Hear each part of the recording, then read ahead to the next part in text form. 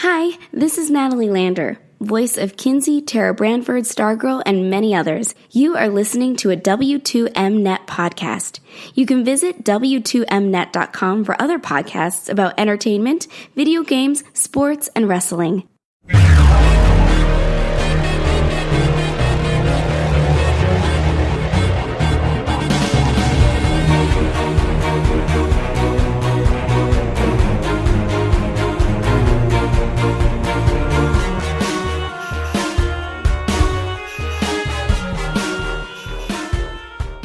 You are listening to Video Games to the Max. Hello and welcome to another edition of Video Games to the Max, number 272. Almost cut us off by 100 there. I am your host, Sean Garman. Here with me, as always, Mr. Mark Morrison. Howdy. And joining us from the Outer Haven, Karl. How are you, sir? Yes, good evening, gentlemen. I'm doing all right. How about yourselves? I'm all right. Doing okay. I mean, you know, I've done a podcast with you guys twice now, and Karl always has, wonderfully insightful things to say.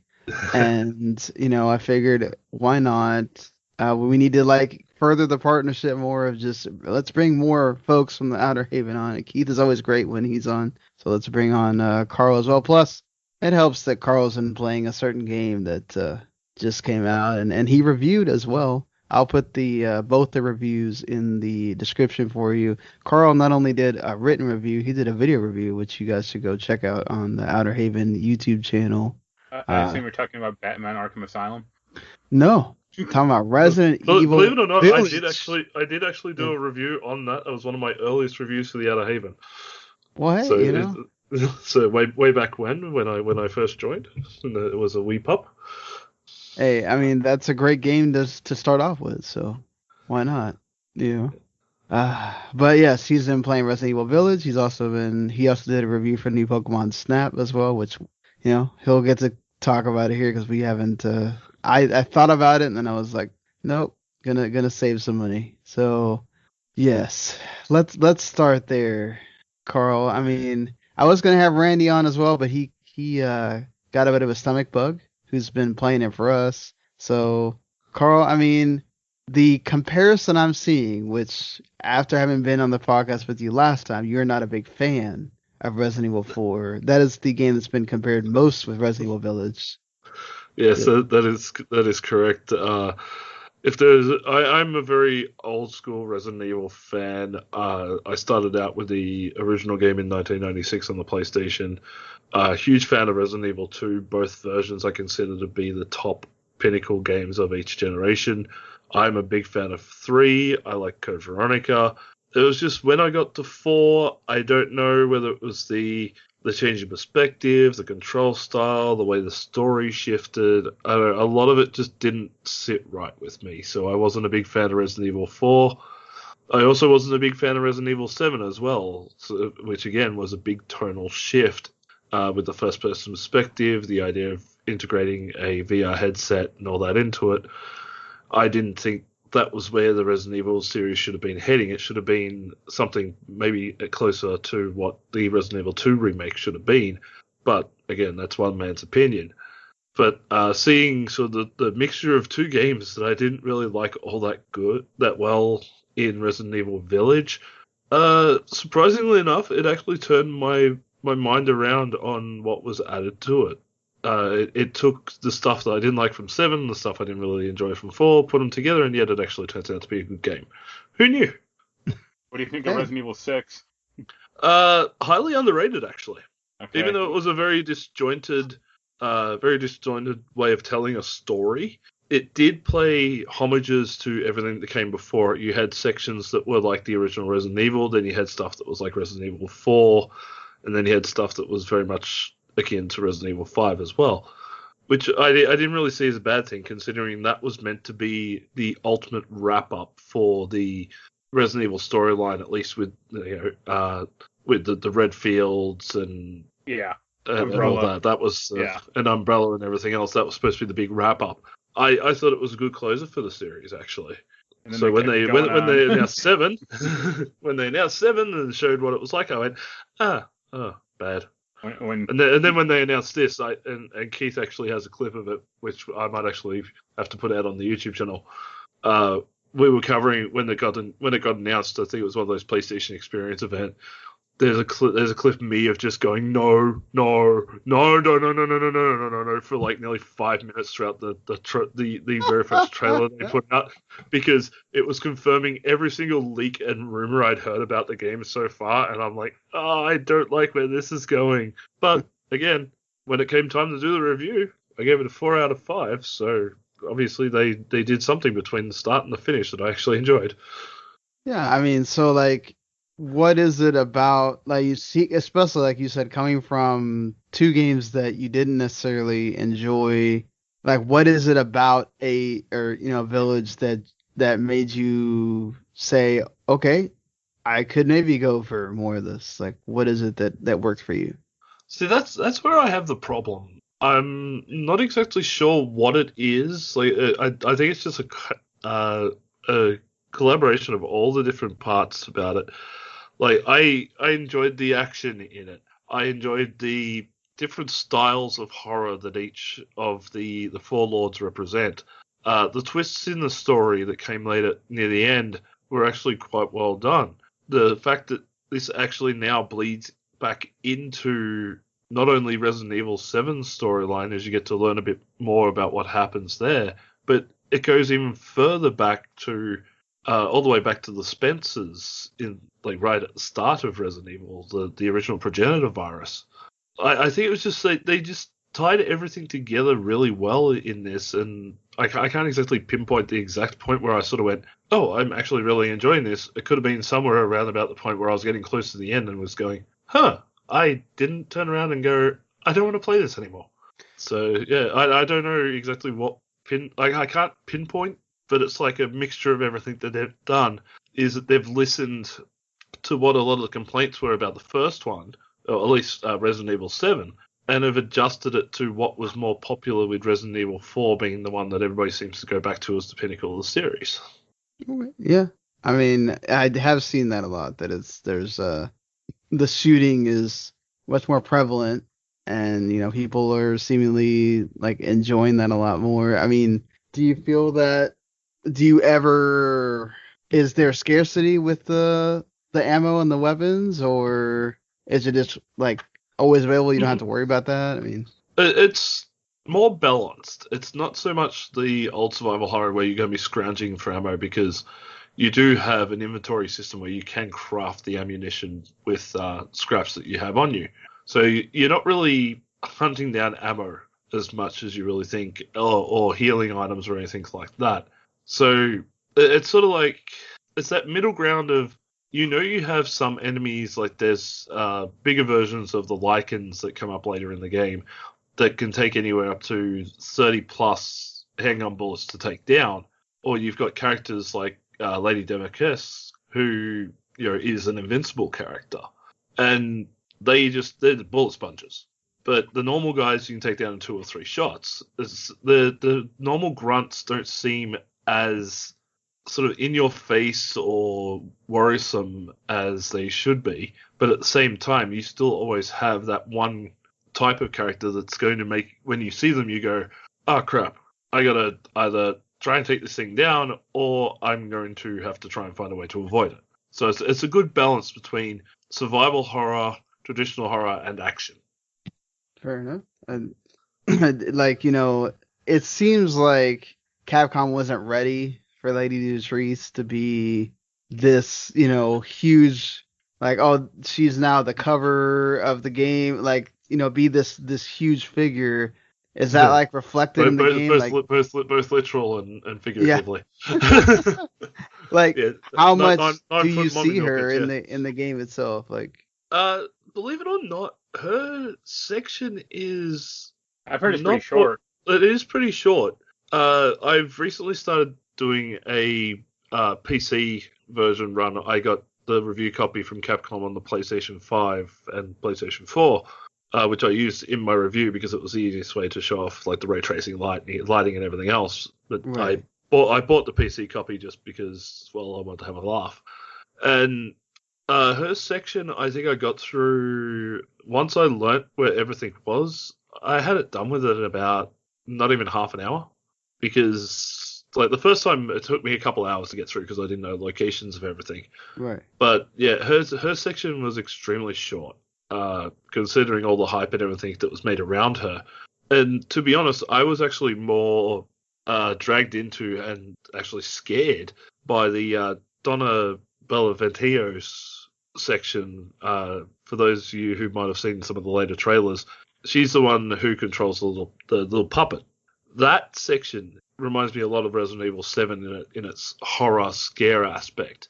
And that section still takes me a lot longer because I actually have that fear of living dolls.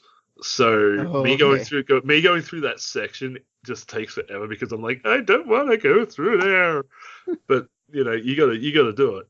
And playing that for the first time, oh god, that took me forever to go and do that because I was just so scared of every little movement because you can't always tell where they're going to do a jump from. And also, after going through all that, I went and looked back at the embargo I had from Capcom, and they said, you can't talk about this section. And I'm just like, damn.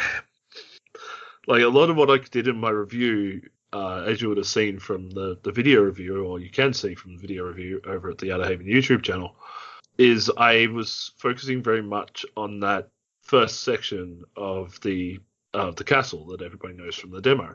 Yeah. Because a lot of the stuff after that, Capcom said, we don't want you to spoil anything. We don't even really want you showing anything. So it was a bit hard to portray that, like the additionals in videos. That's like now the the embargo's up and everything. Like I feel like I want to go back and sort of like do like an expansion pack or a DLC story on the review, just to explain deeper what I got from the rest of the game. But yeah, overall, definitely good game. I reckon people, if you haven't picked it up, go pick it up. It's well worth the money. How long did it take you to get through like the whole thing? Did you time yourself or? I didn't time it. I went off the recordings that I did because I had it all plugged into the game capture device and everything else. I ended up recording around about 20 to 24 hours worth of footage. Wow. Okay. And even then, I hadn't played all the way through the game. I think I made it to the third lord, which is Moreau, the fish dude. So I didn't actually get the last part of the game. So I reckon overall, first playthrough took me about 30 odd hours. But now that I know where I'm going, I reckon I can start knocking that down to hopefully under 3 hours, which is one of the trophy achievements. That's when you unlock tofu, right? if only the waddling block of tofu being chased by a 9-foot vampire lady. Yeah, that. If you beat it 5 times in a row, you unlock Akuma as well. So. Oh, I wish that rumor was true. Oh, to have Akuma and just shooting fireballs down corridors at zombies. That's what Dead Rising 4 is good for. So, Mark, you have been you beat Returnal. Yeah, I beat it once. I haven't got a secret ending yet because it's like a hidden ending you can get after. I'm trying for that. Yeah, the game's weird. Okay, you tell me the game's weird. Like, how is it weird? So, like, there are mid bosses in each level, kind of. They are harder than the last bosses of the stage. I beat the stage 3 boss like the first time I saw it, and the stage 4 boss in one run. And I'm like, this is weird. Like, the last boss is kind of a challenge, but I beat it on the second time I faced it. It's like, huh? Like, but isn't that part of the like randomness that sometimes? I guess, but like, for as hard as the game kind of is, like the regular enemies are just going through levels. Like the bosses, I think, are a cakewalk. Like the 5th boss is kind of a challenge. I think it took like 5 times to beat him. That's about it. Like I'm thinking like other roguelike games, it takes like forever to beat a boss. Did your runs like take a long time or? It take about 40 minutes, 45 minutes, depending on how geared up you want to really be. If you really want to just get to the end boss, you can do it pretty quickly. But it behooves you to go through the levels at least for a little while to get like health upgrades or to find the weapon you really want. That debug mode is pretty funny. Like, so I mean, obviously, it's a roguelike, so you're gonna have a lot of RNG or whatever. Did you like run into some runs where you just had to quit out because you weren't getting anything Oh yeah, worth and it? I'm pretty much now at the point because like after the first 3 levels, the time jumps ahead, and you start on like the next 3 levels. I'm at the point now where if I get hit on the first level, or the third level, or the fourth level actually, I just kind of restart because it's like this isn't gonna go well for me. And I realized, or I saw that like once you're at full health, any health pickup you get adds to your health. So it's like, Oh yeah, yeah. you want to be at full health at least for the first level. And like, how is the story like? So you've gone. I know you didn't get the secret ending, but like, how do you feel about, I guess, the story I in mean, general? it's interesting, but like there's like not a lot of development. Like the main character is kind of interesting, but like they don't go into depth at all. There's like logs you can find, but it's just kind of her talking to herself. Like it would have been Right. her talking to like an AI would have been nice, or her actually interacting with someone would have been helpful. So, But yeah, so there's not much to the house no, I at mean all, you that's like the think? PT zones. Right. But you basically just wander around and find the interactable items, and then that's it. Like nothing scary or nothing like unexpected happens. Basically, look for the triangle icon and click it, and then look for the next one and click that. Carl, are you interested in Returnal at all, or is it? Unfortunately, I didn't have much interest in Returnal. Yeah. Just like the idea, the story behind it seemed alright, but then once I had a look at the gameplay, that was sort of like akin to a bullet hell. I just went, Yeah, and it really I is. will pass. It's funny. I lent Jens my account because he wanted to try it, and he played it for like a good half hour, and then I think he was like, "Hey, I'm done." Like Why? he really doesn't like roguelikes or games of like random levels. So he like Yeah. it's like yeah, I knew that was gonna happen. Well, at least you got to try it, and some people that had to spend that $70 to try it. Yeah, I have another So friend who asked me. He's like, would I like it? And I was like, no. And he was like, why not? And I'm like, well, you only play Call of Duty and GTA 5 online, so no. yeah, that would pretty much answer your question. No. Uh, But it's, I think it's still good. Or once I get the secret ending, I'll probably bust out my review then. But I I like it. you like It's it? Okay. very situational though. Like it will only apply to certain people. Because I think like another reason why Jens doesn't like it is like you can't really melee. It's very much a ranged game, Right. and like he likes Dark Souls and crap like that, where you have to get up close and Right. study And he enemies. doesn't. Yeah, And he doesn't like the. this does not have that at all. So, Yeah. but Now I forgot I was gonna ask you, it's but good. It's good to play when I have like a house rerun on Amazon Prime. fair enough. Yeah. So that's how I was like. Did you ever have any of the crashes that some people are having, Oh or? yeah, no, well, not Oh, crashes, but I will occasionally pick up an item and then like fall through the game world, and I'm like, what?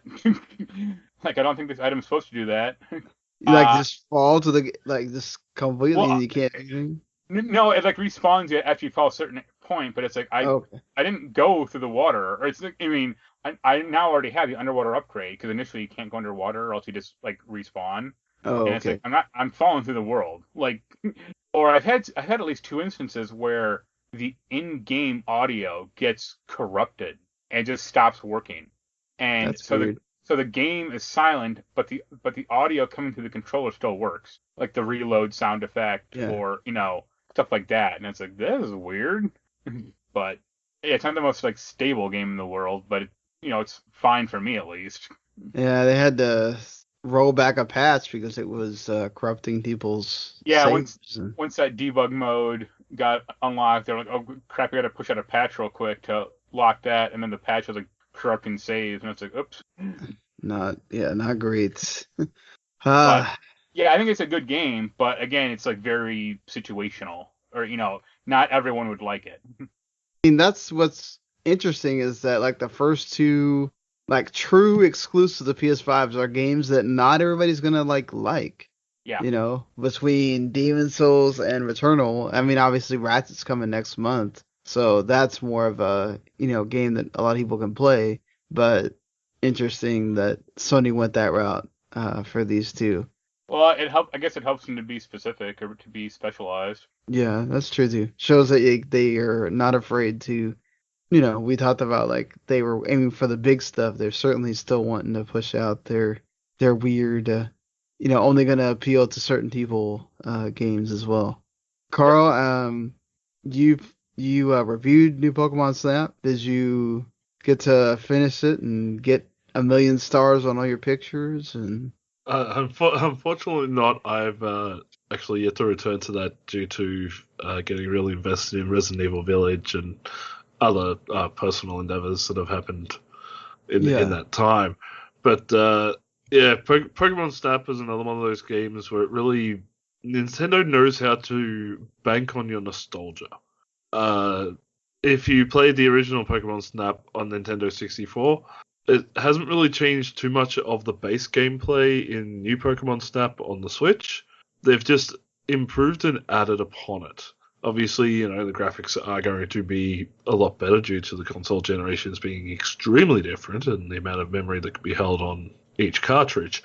But also having day-night cycles on all the courses, having a lot more courses to choose from with multiple branching paths, extremely brand new ways to find all sorts of Pokemon. Like, I didn't even know that they were, instead of the idea in Pokemon Snap 64, where you were chasing down Mew, you can actually track down, I think, about 8 different legendaries from all different generations.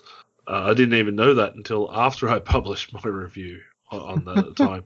But it's just another one of those games where Nintendo has taken a very successful formula and just replicated it for a new generation. And that's exactly what people were wanting. They didn't want any fancy new gimmicks with it. They didn't want it to be a whole different way of taking the photos and everything. They just wanted Pokemon Snap on the 64 just modernized and looking like modern day. And that's exactly what you got. Star Fox, F-Zero. Yeah. There's plenty of games that we would love to see remade and redone and correctly. Yeah. Yeah. That's the thing, like, right? Like, they made sure that they didn't mess with the formula too much. I mean, to be fair, there's only so much you could do with taking pictures of Pokemon, right? Other than making it, and I don't think they wanted to make that the first, like, open world Pokemon game or whatever either, so, like... No. Still having it on track versus an open world really benefits the game more than anything. Like, if you were free to just walk around and take pictures of Pokemon, everybody would be getting, 5-star photos every time because they'd be just lining up the perfect shot every time. This gives you a learning curve on how to use the camera in the game and how to get those specific moments to get that 4-star photo at Diamond rank. Whereas, an open world wouldn't be able to do any of that. Yeah, I mean, plus, you could just do photo mode and whatever the Legends Arceus.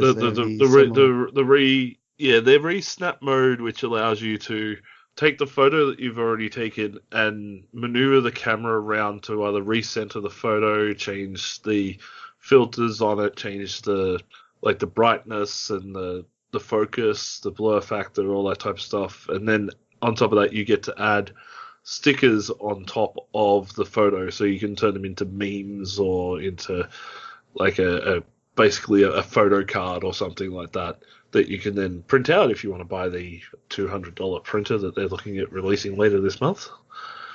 Well, not Nintendo. I think it's another third-party company. It really is like the N64 Pokemon Snap then.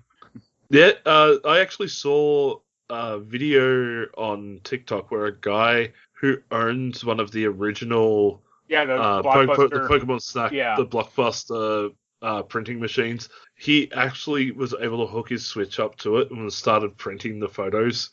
What? In that through the old machine with the original paper and everything from new Pokemon Snap.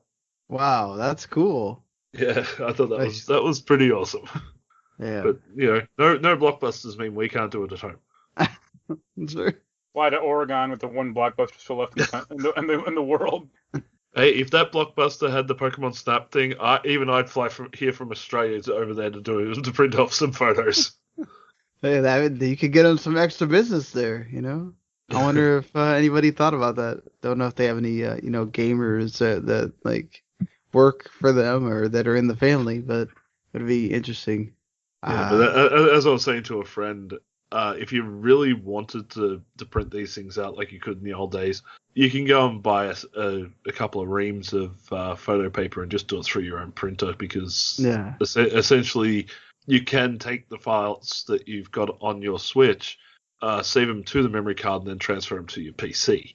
So you can get those photos off the Switch to print if you're really that way inclined. You just got to get some photo paper and a decent printer. That's very true. As well, if you wanted to have, like, hang them on your wall, your 4-star pictures.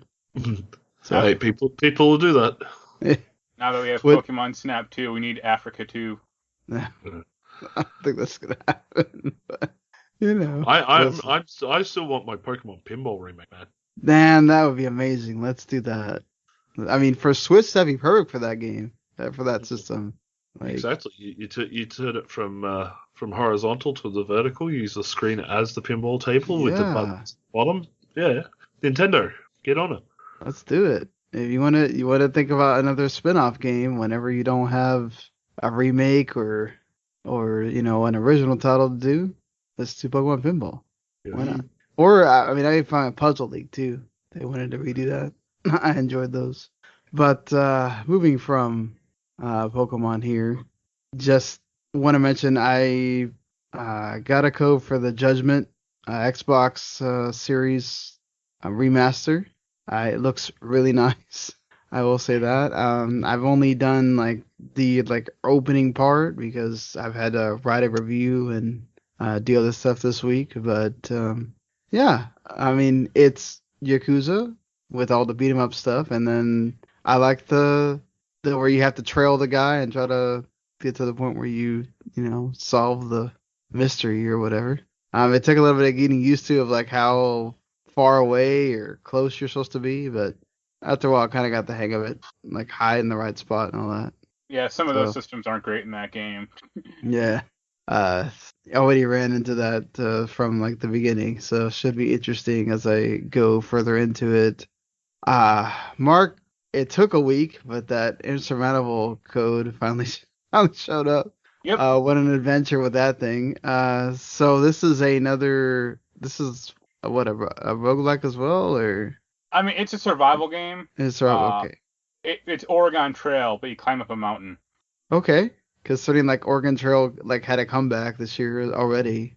Yeah. So are you enjoying that, or? It's okay. The biggest problem is the camera. You can only go up to a certain height, so you can't really plan out your route correctly, or you make a lot of mistakes because you'll start going up one path, and it's okay, this path ends, and I didn't know that beforehand, so I have to go all the way back down and then go up another path, and hopefully that goes up. I didn't beat it, but I got to the top of the first mountain, but you have to then climb down, and then I died. But yeah, there's a lot of scripted events, or there are icons on it's a hex. It's basically a hex map going up this mountain, and there's a lot of icons that are basically story events. You go into a cave, and do you sleep in the cave, or do you go into the cave, or you see a light in the cave, and do you want to explore it or not? You have to worry about health, air, thirst, and sanity, and energy. That's the biggest one, because climbing up the mountain takes energy. Yeah, it's cool. It's very slow paced. And I really needed the theme. I need the soundtrack from The Edge, that old Alec Baldwin mountain movie that I know Jens has. But it's cool. Fair enough.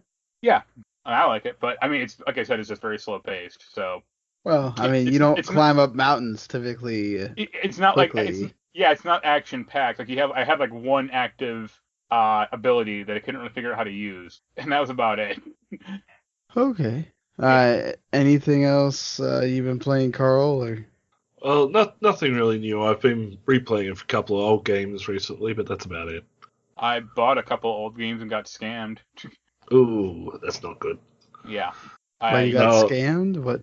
I bought 3 old games at this used game store. That is really weird. They were GBA games. They were the Castlevania Double Pack. I bought 2 of those, and Fire Emblem for GBA.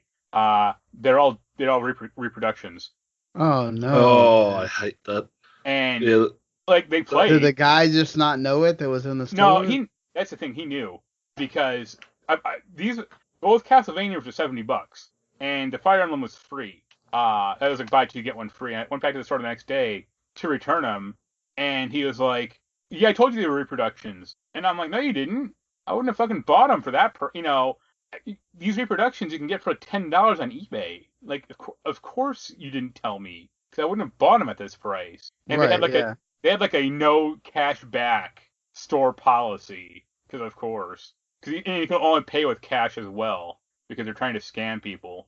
Yeah, because then you can force to get the card, but you can force I would getting have the done transaction back. Yeah.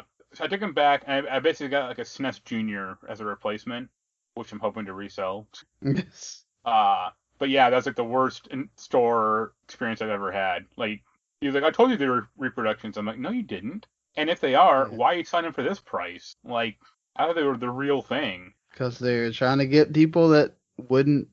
I mean, so they play fine, or you can obviously tell that yeah, you can tell by like the label and everything. But yeah, they actually did play. But again, it's kind of the principle of the matter, and it's like, I don't want fake game.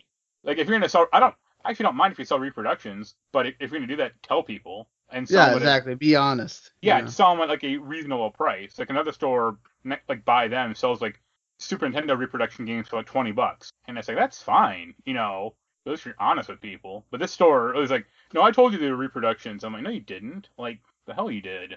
And yeah, this guy's like very shady. So I'm actually thinking about going to the cops about it. Well, I mean, if he's insisting he told you something that he didn't, I mean, that might be one of those times where. Yeah. Definitely. And they're also like free, like just selling like multi-cart games, and it's like, that's also illegal. Like, that is more illegal than the reproductions. Let's say that. Like, I'm pretty sure Nintendo never made a transparent yellow N64 cartridge with every Mario Party on it. Well, yeah. Yeah. I don't know who they're fooling on that one. I guess the parents could come in and just. That's the thing. Or, I mean, again, I actually don't mind that either. But like, they have these like bootleg carts in with like real games, or hopefully real games. So it's rather than reporting to the cops, report them to Nintendo. Have their legal department shut them down. Yeah. That's true.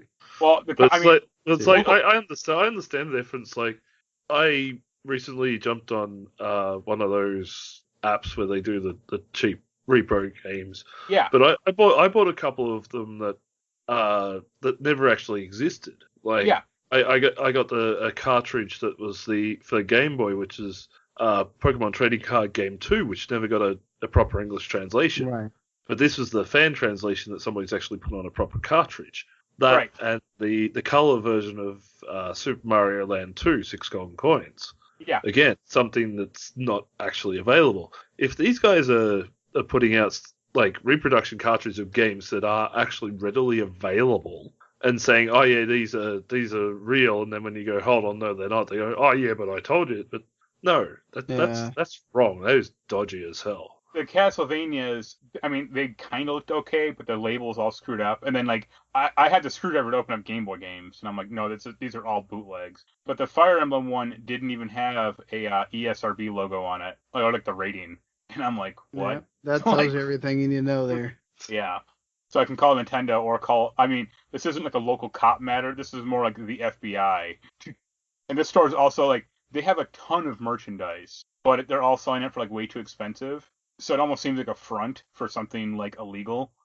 Oh, well, who knows? You can be the guy that busts a major international game counterfeiting ring or something. I don't know. I hope so. Like, this is why, and it should be a lesson to everybody, always go through authorized secondhand retail sellers and always make sure that what you're picking up is legit. Yeah, but like, you can't, I mean, unless it's like, there aren't authorized secondhand resellers, at least in America, I don't think. Like, at a certain point, it's too old. Like, this guy actually tried to say, like, "Oh, we sell reproductions because it's hard to find authentic games." And it's like, then don't front. Like, yeah, of course it is. I'm trying to find Mega Man X2 for the SNES. You're never gonna find that. Like, Nintendo doesn't make it anymore. It's a 30-year-old game. Like, you selling some bootsy ass version of it doesn't exactly help matters. Like, he actually tried to say, like, "Oh, we can special order for you Mega Man X2 for $200," and I'm like, no, what the hell? Like, eBay is like $150 at max. Like, what the hell are you guys trying to say or do? Like, Come on. He wants a good little piece too, you know. Yeah. And if you just like if you weren't wanting to get a legitimate copy for the collection, again, you can go on those little, those quote unquote apps that sell those type of things. I'm sure you could probably pick up a second hand, like a reproduction cartridge for $5 from China, and then jump around. You probably jump around on the internet, find the box that you can print out yourself and the manual if you really want to go that route. But you want to get legit. Yeah, like I'm rebuilding my PlayStation 2 and 3 collections, and I do it through like here in Australia, all our second-hand places have to be licensed. See, that's not here at all. That's not in America. They can only sell proper authorized merchandise. If they're caught selling bootlegs or something, then they lose their license, they lose their business. Yeah. So that's the good thing here. Like I picked up Mortal Kombat Shaolin Monks on PS2 and Resident Evil Code Veronica X, the one that actually has the Devil May Cry Trial Edition. Yeah. And those I got for about $15 each. I was lucky enough to get them. Yeah. Yeah. Well, it's also hard to like bootleg a PS2 game. I mean, you can't. Well, you still can't do that. Well, that's true to a degree. But if you got the right sources, you can. Yeah, but like I mean, I like you said, I have a few like weird or bootleg like SNES games, like Mega Man and Bass. Like that didn't come out in America. Or like Super Metroid Redesign. Like it's just like a ROM hack of Super Metroid. But like I know those are bootleg. That's fine. Yeah. But like this store is like selling bootleg games next to like legitimate ones, or hopefully legitimate ones, and it's like but it's just weird for me hearing that like a store is selling bootlegs, because if I was to try and look for bootlegs down here, I'd have to be looking at what you guys call flea markets. Yeah, and there's not too many of those left in Australia, unfortunately. Believe me, there's not too many. I can remember the days where I'd go to a flea market and there would be guys with tables of all these different Pokemon Game Boy Advance games or something. Yeah. And it's like, they're obviously bootlegs, but yeah. Yeah, there's another store up here that sells, like, it'll say, like, Pokemon Fire Red Repro. It'll be like $20. But then they'll have, like, Pokemon Fire Red next to it, like the real version for, like, $100. And it's like, that's fine. At least you guys say. Like, I actually don't mind that then. But, like, yeah, this place is, like, selling it right next to, like, legitimate games. And it's like, I can't. When the guy was like, "Oh, we'll give you Spark credit back," I'm like, "You screwed me 3 times. Like, how am I to trust if you have anything, legitimate?" Yeah, that's definitely not on. They have a boxed copy of Earthbound for $1,000. I wouldn't even trust that. Yeah, it's like I have no way of knowing if that's actually real. Like, if the game is real or the box or everything in it. Like, who knows?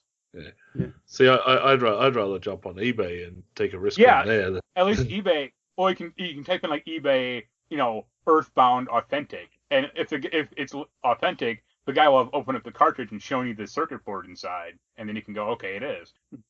But that was my fun. Now I'm having a look, see what I can find. Yeah, I can find Mother 2 from Japan for. I mean, I have a copy of I actually do have a copy of Earthbound that's authentic, and that's like Earthbound English edition with box, $50 from Taiwan. Yeah, I'm sure that's real. All right. Now that I'm glad you guys are enjoying that for a while. Sorry that you had to go through that, Mark. Yeah. But definitely, folks. A SNES Junior is kind of cool. Like that's the little mini SNES. Hey, so you mean it's not the SNES Mini? No, the SNES Junior is like a very small Super Nintendo, like a redesign that came out like '97. It's like very light, very cheaply made, or it isn't even like an LED light on it. That's cool. Yeah. Yeah, the SNS 101 model. Yep.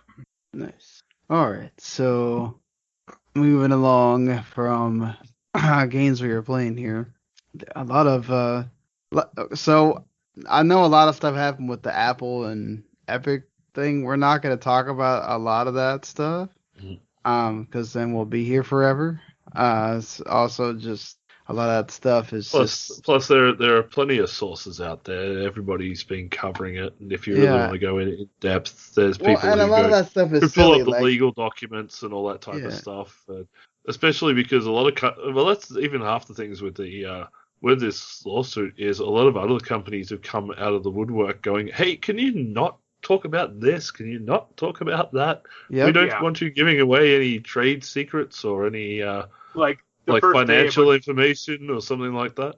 the first day, a bunch of documents leaked out that weren't supposed to. Yeah. Yeah. Whoops. I mean, like, somehow you find out through that Walmart was going to have a cloud thing, and which we don't even know if that's still happening or not. And then, like, Microsoft has to apparently say in a statement that they don't make money on their console. I mean, they don't make a profit on their consoles. And all the supposed the crossovers that Fortnite was planning to have or Epic was trying to get done, and Yeah. But the Xbox One is the funniest because it's like, okay, if you haven't never made money on an Xbox, this is the fourth Xbox you guys have made. How many times until you stop?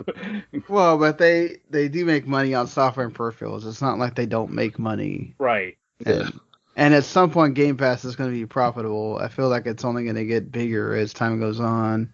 It's just they're trying to, and this may be why they're trying to get out of the console. Like they're trying to move beyond consoles because it's like, well, every time we make a console, it's not really sold at a profit. We're selling it at a loss, and then we have to make that back up, in other things. And I mean, I get it. Epic was mad because they didn't want them to say that.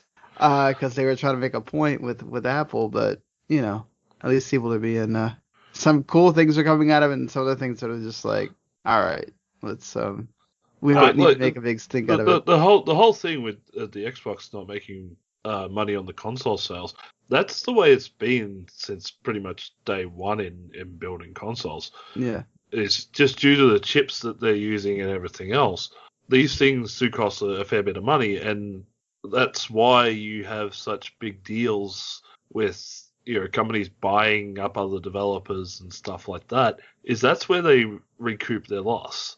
They're recouping it on the contracts that they made for the percentage of the game sales, because they know that console sales are a limited market, whereas game sales through their contracts mean that they're going to be getting a percentage of revenue for every game sold. While they may sell, say, just throwing out random numbers here, say they do 25 million sales of the Xbox Series X, right?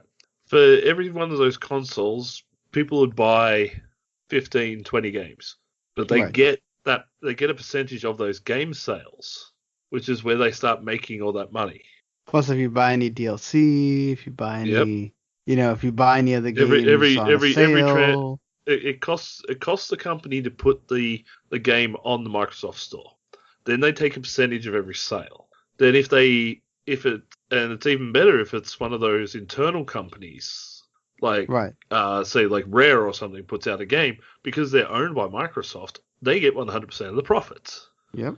So that's where the money is made. So having a lost leader like a console isn't really one of those things that you'd sit there and go, oh, okay, well then why are they in the console business? They're not in the console business. They're in the gaming business.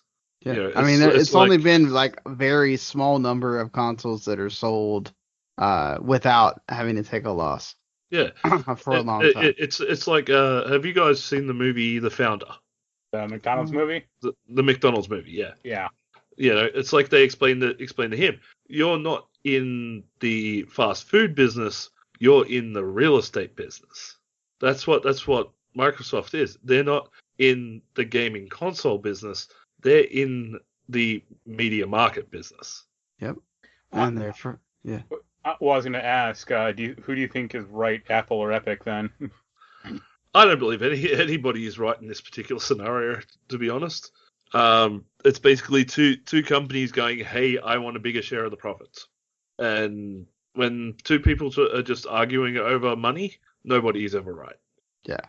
And it's an interesting thing because if we go towards that, Sony is now kind of facing their own lawsuit with something that they started a few years ago, where they decided to take all these other stores away from being able to buy their games digitally and say, well, you want to buy your game digitally without having to use PSN points. The only place you can buy it is on our store.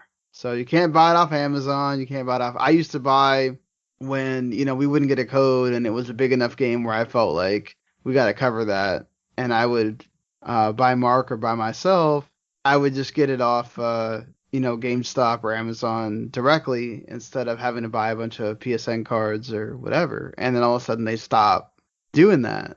And I'm not one of, like, Mark is more of the person that go on like G2A or some of these other sites. Like, I'm not somebody like that. I don't like going to those secondhand places. But, like, I get it why Sony did it, right? They don't want Amazon coming in and going, oh, we're going to sell the game digitally for 55 or 50 or, whatever. We want to be able to set the price of these games, whether they're ours or not.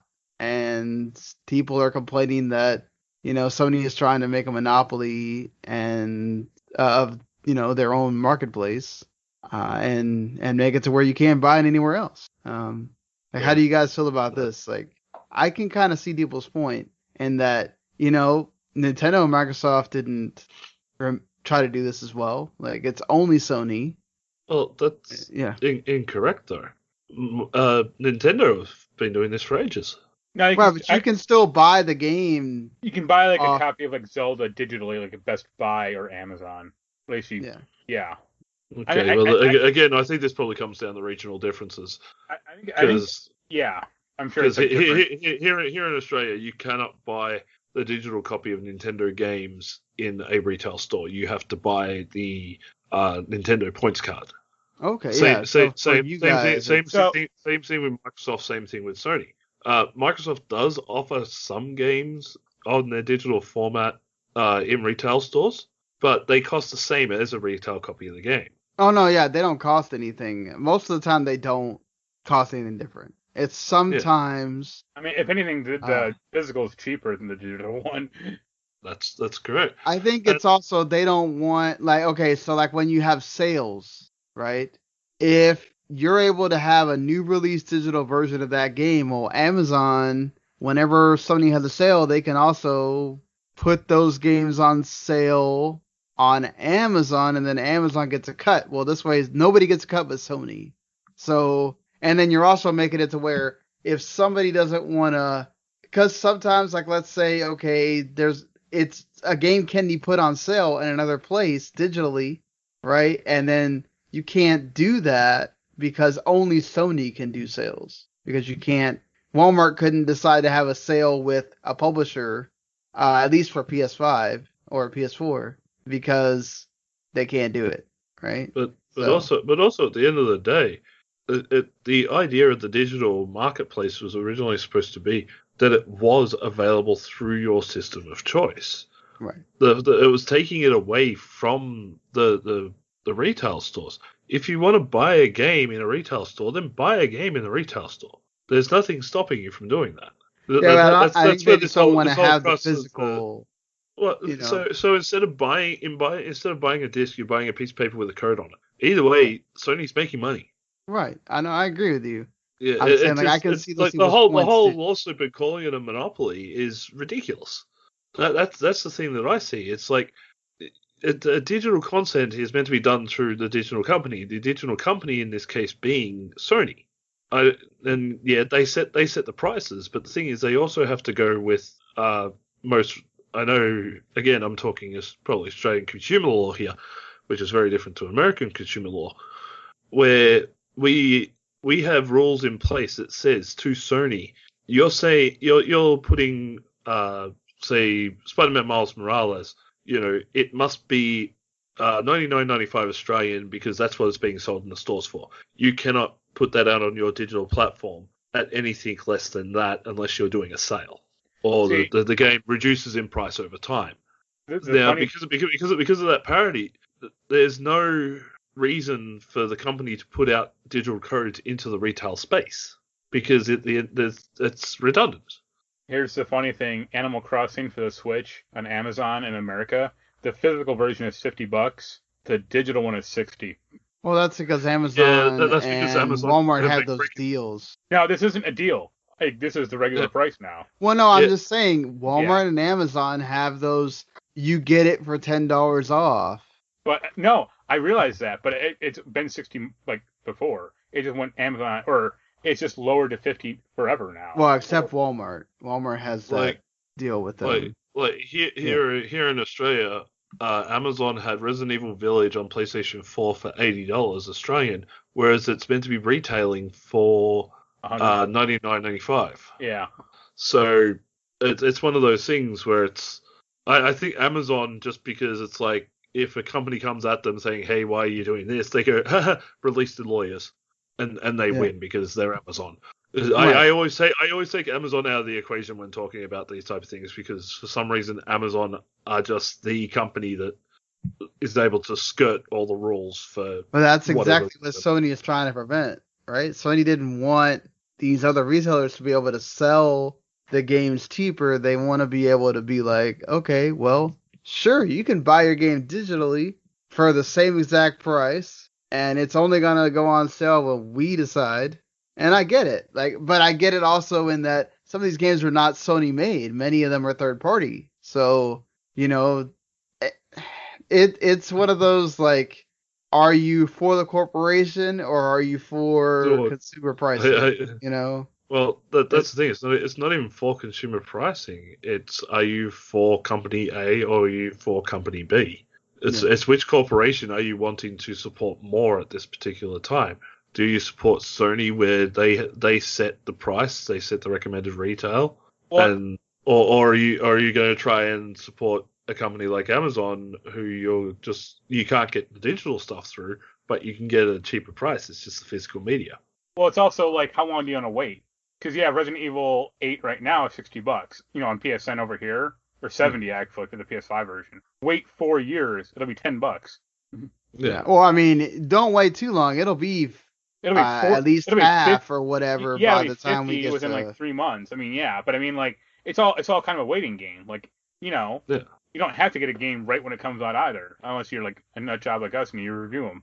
Yeah, or I mean, you're just like, you really want that game, or you start watching, let's say Karl's review, and you get hyped for it all of a sudden, and he convinces you after giving it, the 4 out of 5 that, man, I really need to go buy this game. So yeah, but then again, you as a consumer are presented with the choice at that point in time. Sure. Either you can go, okay, I really like what his reviewer said and what he's done. I want to play it right now. In which case, you jump online, and okay, you may have to go through the Sony store, who's selling it full retail. Okay, that's your choice. Or you jump on Steam, and if you want to get it through Steam, then you got the choice. You buy it straight away at full price, or you can wait until they have a sale. Yeah. Or again, as a consumer, you have the choice of looking up and seeing who has the best prices in your area. Does the mum and pop store has it? Does GameStop have it? Does Amazon? If I wait, Amazon these days, you can get stuff sent to you within 2 days. Do I want to wait 2 days to pick up the game because it's the cheapest on Amazon, or do I go out and buy it straight away off the Sony store? Again, it's consumer choice. The choice hasn't been taken away. The argument here is that things aren't being equal across the board, because the companies that are playing ball correctly are being screwed over by companies that are much bigger, have better lawyers, and have better deals where they can sell these things on the cheap. I mean, to be fair, I think most of the time, like, Amazon only does that sale with the physical versions. It's not necessarily with the digital versions. Well, they do it like when Nintendo like tells them to, Yeah. Well, that's the thing. They have to get the approval from the company before they reduce these prices. So it's not like they're being like renegades or anything.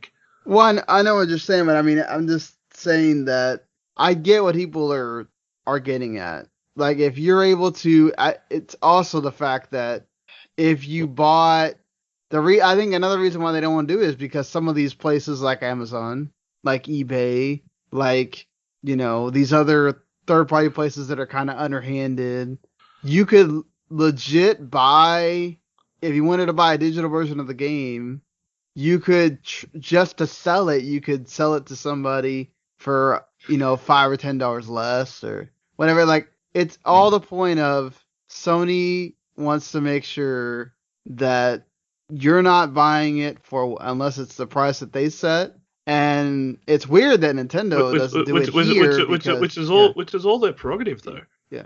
Sony as the actual company that is publishing or sending out all of these things, it is their prerogative that they can set the retail price. Yeah, sure. And would it be nice if Sony brought down or was a company where they turned around instead of being the ones who set the retail price, go, okay, well, you can get it from Amazon for $50 instead of 60. We'll match Amazon. That'd be great. Not do that. but they're not going to do that. They want maximum retail profit in the time that the game is available to do said profits. Right. And with games going on secondhand markets, and eventually a lot of games do start reducing in value, even in the first-hand retail market. It's one of those things where you want to get that maximum profit during the optimum time frame, which is the release. Yeah. So I don't, from a business standpoint, I can see what Sony is doing, and I can agree with what they're doing. But at the same time, as a consumer, do I agree with what they're doing? No, because I want the cheapest price. Right. But I can understand both sides of the coin. Yeah, I mean, I don't think that this is going to make Sony change their mind, unless they just, for some reason, God. I don't. I mean, Microsoft's not doing it because that just goes with their whole narrative of working super friendly. Microsoft aren't doing it because they're turning around and going, "Hey, we're putting everything on Game Pass eventually." Well, yeah, but I'm just saying, like, it just goes with their. In that. Yeah, no, I agree. Well, I mean, they just want people to buy their stuff. Yeah, pretty much. Like, they don't care where you buy it; they just want you to buy it. And the thing is, like, the biggest thing for me here is the fact that nobody really wants to call out Nintendo for doing the same stuff. Nintendo doesn't do it. They only do it in Australia. They don't do it here. Yeah, but even so, even though you can buy digital copies through your retail store, the retail store is still set at the same Nintendo prices. Yeah. They don't come out unless, again, it's the exceptions like Walmart and Amazon. A lot of these things are still set at Nintendo's retail pricing, yet nobody wants to complain about Nintendo doing this.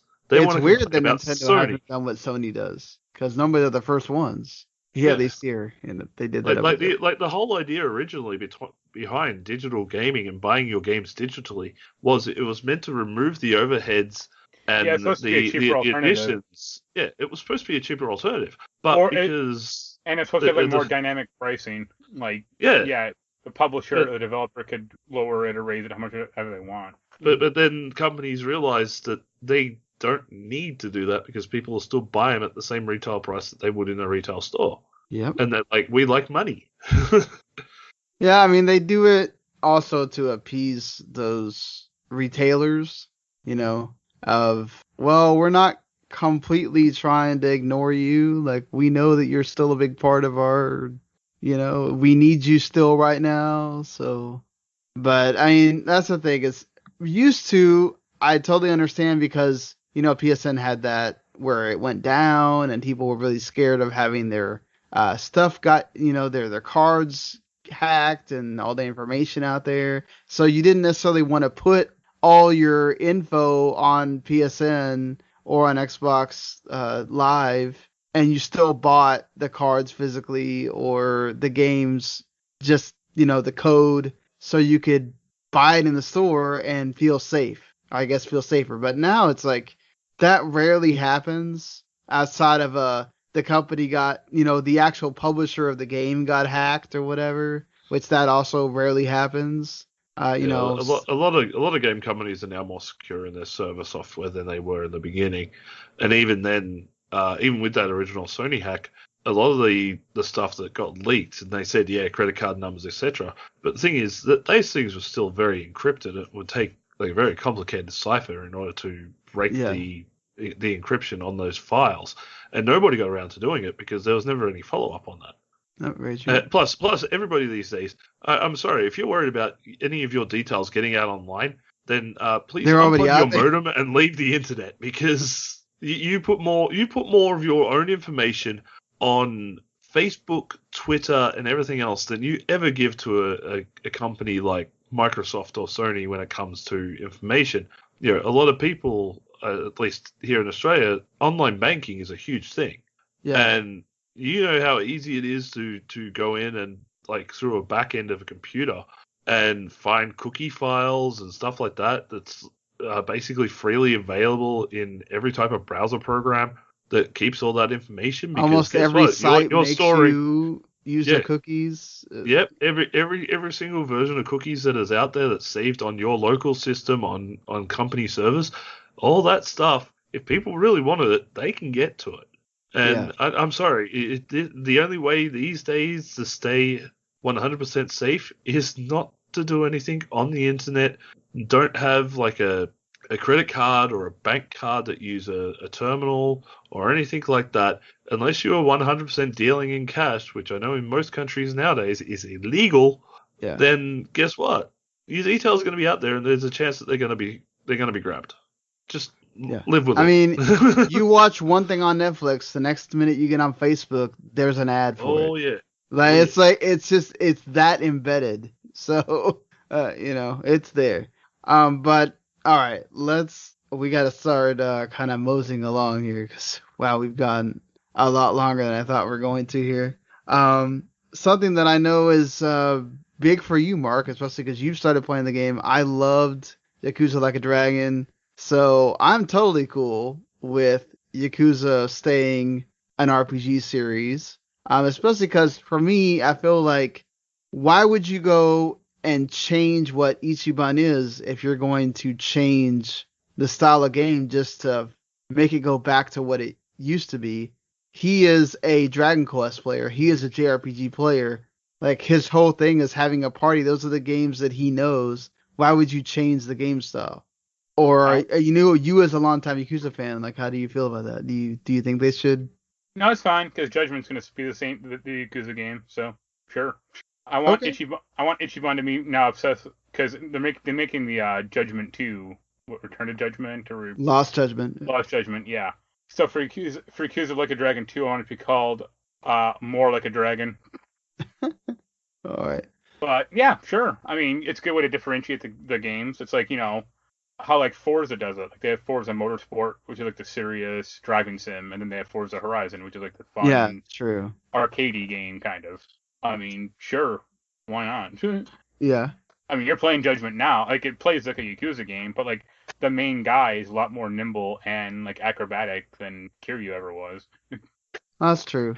Oh, that's good. I mean, like, I already seen it in some of the fighting. So. Yeah, like he can like literally jump off walls, Yeah, I mean, that makes the game different already than, I mean, Mercurio was a different kind of fighter, so it's good that they made that different as well, Yeah. I don't know if you have a thought on that, Karl, or not, but I'm actually a recent convert to the Yakuza series. I didn't really get much into it in the original iterations dating back to the PlayStation 2. Me too. I got into it with Yakuza 0. I actually got into it with Yakuza Like a Dragon. Okay. I lie, actually. I did actually try to play Yakuza Kiwami. Okay, and I sort of went, okay, I can understand why this is popular, but I'm not feeling it. Yeah. I don't know, it's whether I just didn't give the game enough time to sort of try and grab me or not. But from the get-go with Like a Dragon, I was in 100%. I love the RPG aspect. I just thought it was absolutely hilarious. It works so much in line with the more comedic aspect that Yakuza can have. And the fact that they want to continue going down that route, I'm all for it. And if you want to have Judgment being the more old school / traditional Yakuza styling, then that's good, because it basically means that the new fans that Like a Dragon has brought in, they'll be satisfied with like the series continuing as an RPG, but then those who want the older style will get to play Judgment as well, so that way they're still satisfied as well. Yeah, serving both masters. Yeah, That's what's good here. They're not taking that away. They're not saying, okay, well, everybody that used to love Yakuza, that's going away. They're still giving that to you, but the main Yakuza series, which I know there's still people that are gonna be upset about that. But the thing is, Yeah. Yakuza ran its course. Like, they made 7 games. Yeah. That's the thing. They're embracing this new main character. Why are they gonna shoehorn him into something that you already made it readily apparent what he is, what he likes, where he comes from? So you have to do a whole 180 on everything he said in that game just to make it like the other Yakuza games. That seems stupid. It'll be funny though in Yeah. Like a Dragon 2. Like, the first thing that'll happen is Ichiban gets hit in the head and loses all of his power. Oh Lord, please don't do the amnesia angle, but I wouldn't be surprised. Or like he didn't. No, he still remembers everything, but he can't fight. So it's like he wakes up in his bed with his mother there going, "Come on, darling, wake up! It's time to go to a festival or something." Yeah. Let's go eat some more Peking duck. But yeah, I think for the most part this is like a was Dragon 2, well-received. Adventures for More Peking Duck. I think for the most part this is a well-received idea. So I can't wait to see what they do with that. And Lost Origin looks good. Yeah. So looks good. Yeah, give me more Like a Dragon, especially if they keep like all the side stuff in there as well. Oh, they're good. I know it's Yakuza, but like I love being able to just sort of jump in the arcade and it's like, oh, here's a full version of Virtua Fighter 5 that you can play, or you go into the casino and you get the pachinko games and all that type of stuff. Yeah. I just the interaction and the story and the sort of the world that Yakuza has, the fact that they go out of their way to add in all the little extras that you would find in like Akihabara and stuff like that was just absolutely amazing. An entire Mario Kart in one one game. Yeah, you want to play the old Outrun? You can do so. I'm like, yeah, baby. Those games are. I haven't played as many as Mark or Jens, who's played them back in the day before Yakuza 0. I played like half of Yakuza 0, and then I didn't play anything else, and then I played 7, and I was, Like a Dragon. I was like, oh my god, I gotta beat this game. And I played it all the way through and loved it. So yeah, can't wait for the next one whenever that gets made. Speaking of, can't believe it's finally happening. Well, we don't know when this would happen because obviously Insomniac has a lot of things going on right now. But Sony has apparently trademarked Sunset Overdrive for the whenever I guess it would be available to come to PlayStation 5. I don't know if Microsoft ever loses the IP to that. Wasn't that an internal game by Microsoft? No, it was Insomniac. They made it. Yeah, Insomniac made it, but I think Microsoft still has to give like the okay for them to make a Overdrive 2, which was the last time I'd ever heard anything. But I don't know if that expired, right? And that's why Sony can file the trademark now. So they could technically bring it over, as we've seen like with Dragon Quest Builders just came to Game Pass. It was never on an Xbox game, Xbox console. So. Insomniac owns the IP. Okay. So they own, if they wanted to, they could just make another one if they really cared. Right. I don't think they care. Like, that's the funny thing. Like, they made us like port it over, but like that game didn't do well. So. Well, maybe if you port it over and it does well on a PlayStation. I don't think it should do well. Let me rephrase that then. I really like Sunset Overdrive though, so. I like the idea of it. Like, it was cool, but like actually playing it was kind of gnarly because like the whole like grinding and aiming and firing system was like really weird and awkward. Oh no, it was definitely chaotic on purpose, but I don't know. I felt like it had its charm too. I mean, if they got rid of that stuff and just made like a third-person action adventure or action like superhero game, sure, why not? Yeah, I think we are gonna eventually see it because this was one of the games that you see a lot of people that don't ever play on Xbox and they play PlayStation. That's one of the few games that they ask for. If they make a sequel, call it Sunrise Overdrive. So moving along from that, I know this is something for you, Mark, that you like Super Mega Baseball. Yeah, the first one. And EA now owns the developer, Metalhead Software. Of course, this is their play to get back into baseball that they have not been in since basically MVP. I think it's 2005. They had that NCAA baseball in 2007, but that's not the same thing.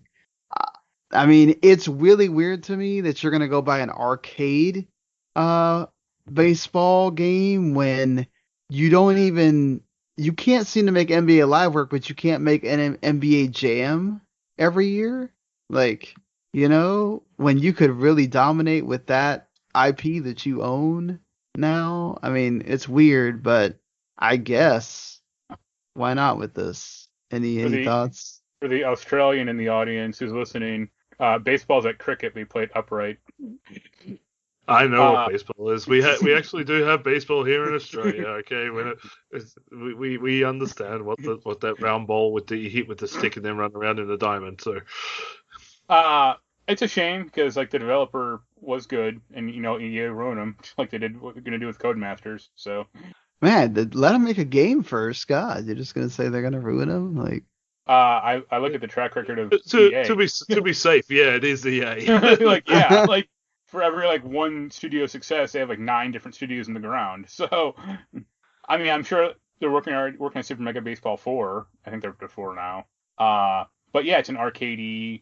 It's not like a shallow game, but it's an arcade style game. Like unless they just make like a MLB Jam or something weird like that, which Midway tried to do 15 years ago, which didn't do well. Well, that's the thing. It's like, why does everything have to be simulation these days? Like a lot of the arcadey stuff is extremely fun. So right. if they want to put this out there, then you've still got what was the last MLB game? It was like MLB The Show or something like that. Yeah, which is still a big That's still a big simulation game. Well, that's the thing is the reason why EA did is because you cannot have any other simulation Major League Baseball game besides the show. Yeah. So. Well, there already is RBI Baseball. First part. So okay. So there's RBI Baseball, but like MLB, I think also makes that. Yeah, they do.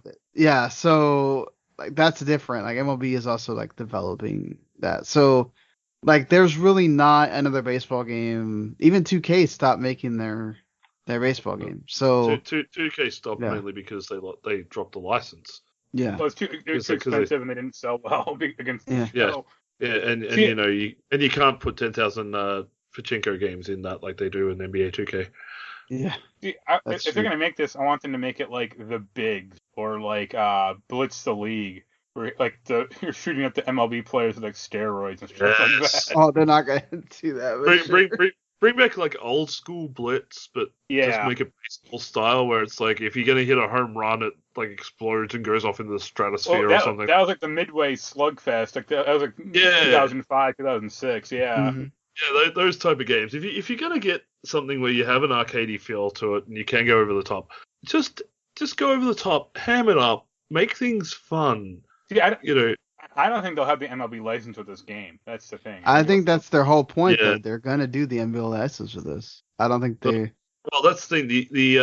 The license doesn't always carry over with the game or the developer. Well, that's what I mean. But Super Mega Baseball never had the MLB license. Yeah, but I think that's what they're aiming for with this, though, is to get it.